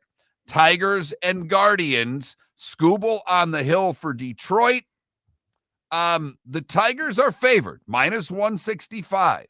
They have lost the last 2 times that Skubal started. Do they win game 1, Trent? And if so, will they win the series? They do win game 1. However, Gavin Williams is no slouch for Cleveland, so that's something to watch as well. And like you said, he's been the guy going up against Skubal the last couple times these teams have faced off. I don't know if Detroit gets it done, but I think they win game 1 and then gets interesting. We'll see. Detroit loses in 3. They don't score enough runs. Their bullpen's been a mess. I don't see how they win this series. I'm a Tiger fan. I hope I'm wrong, but how can you play as poorly as they have for the entire month of September with Cleveland playing as well as they had and pick against the Guardians right now? Padres and Cubs. That one is at 3:00. It is on ABC. I'm rooting for the Padres. I love the Cubs. I've always loved the Cubs, and I have no issue. Yeah. I grew up coming home watching WGN, watching Cubs games after school. Yeah. I mean, also, they're in the NL, so you're growing up a Tigers fan. They're not really a rival to you because they're in the National League. I get it. So Pivetta for the Padres, Boyd for the Cubs today. Cubs are Cubs are dogs. Padres are -225 in this one. I'm rooting for the Padres because they've never won a World Series, and I would love to see them go. I think Padres win in Chicago. I'm taking the road team. Who do you like? I know we'll get to Dodgers-Reds, but I think both wild card series in the NL go 2 games. I think they're both sweeps. I love the Padres to win in both games, and I love the Dodgers to win in both games as well. So we'll cross that bridge when we come to it. Great pitching duel in the Bronx. Red Sox and Yankees. I'm indifferent to this series. I don't have a rooting interest. I am fascinated if the Yankees lose, though. If Boston wins, the chaos in New York will be immense. If the Red Sox lose, they're going to attack the GM for not making moves that they thought he should have made and not spending enough, but it won't be anything like what happens if the Yankees lose. I think the Yankees get it done and move on. I think Judge's finally going to have a good postseason. But here's the thing that's interesting about this series, Mark, is you're playing for the right to then play who I believe to be the best team in baseball in Toronto in the next round. So maybe that, fire the GM and all those marches going on in downtown, either New York or Boston, is just delayed by a week, because I don't think either one of these teams is getting past them. But give me the Red Sox in this series. And finally, the Reds and the Dodgers. Do the Reds win a game is the question I ask, because I think this is over in 2. I'll take the Dodgers easily in this series. The Reds barely got in. They only got in because the Mets screwed things up. Yeah, this is the easiest pick on the board. But hey, credit to the Reds. This is a successful season. They've got a younger squad, and maybe this is the first stepping stone to something bigger. But you're right. The Dodgers win this pretty easily, I think. We'll see. I will say the fun thing is, and we've talked about him a little bit on this show from time to time, for those of you that don't watch a lot of baseball and start tuning in the postseason, Ellie De La Cruz, every time the guy goes to the plate, is worth watching. He is one of the most exciting players in the game. He can hit for power. He runs like a deer, man. He is so fast. He is fun to watch. So it would be great. I got a lot of friends that are Reds fans. I'm pulling for them, for my buddies that are Reds fans, but I don't give them much of a chance. So that's baseball going on today. If David was here, he would tell you that there's a WNBA game tonight. I'm here, so I'm not. I do love when you guys throw that in occasionally. Not even you guys. I don't mean to rope you in. When David throws that in at the end of the show occasionally. So 4 baseball games, ESPN for 3 of them, ABC for Padres and Cubs. For those of you doing local news on ABC, well, I apologize. You're going to get cut short today because of baseball. Looking forward to a little baseball. I got driving to do today, so I'm going to take in baseball the old-fashioned way. I'll be listening to it on the old radio, and I love baseball that way. So I'll be catching at least the Tigers and Guardians and some of Padres and Cubs the old-fashioned way before I sit down for a little Red Sox and Yankees at 6. I'm obviously I'm a Tiger fan. I am just fascinated by this Red Sox Yankee series. However, like David Samson was talking about, I mean, Stanton needs a ring. He thinks 500 in a ring, he goes to the Hall of Fame. Judge is obviously a Hall of Famer, but Judge has not had great postseasons. And if you want to put him on the short list of great Yankees, all Yankees fans will tell you, in order to do that, you need to win a World Series. And until Aaron Judge does that, I don't think he's ever called one of the Yankees greats. He may have, maybe in Monument Park. He's going to Cooperstown. But to the Yankee fan, it's what do you do in October and maybe into November now in order to become, one of the all-time favorites and one of the all-time greats? I think you have to win a ring. And I don't know if the Yankees can. They can mash their way to it. They've got to hit the home runs. But after Fried, Rodon can pitch. Their bullpen shaky. So I wonder, I think they get by the Red Sox, but game 1 will have a lot to do with it. And obviously if Crochet can get it done for the Red Sox, all the pressure shifts to the Bronx Bombers.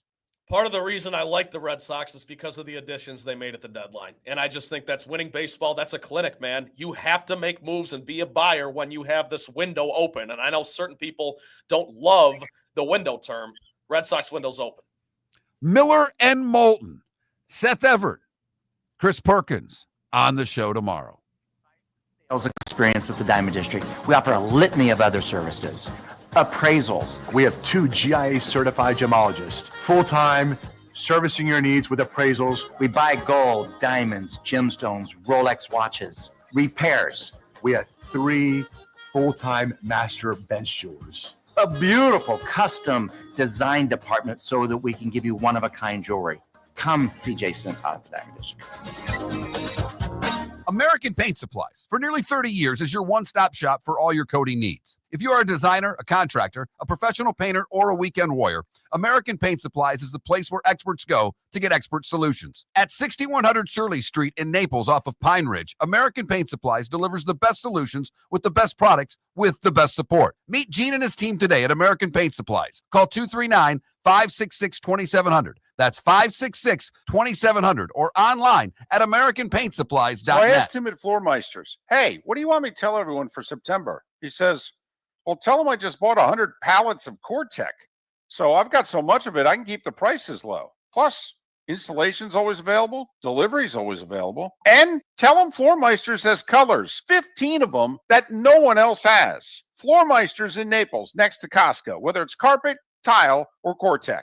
The best flooring, best service, at the best prices.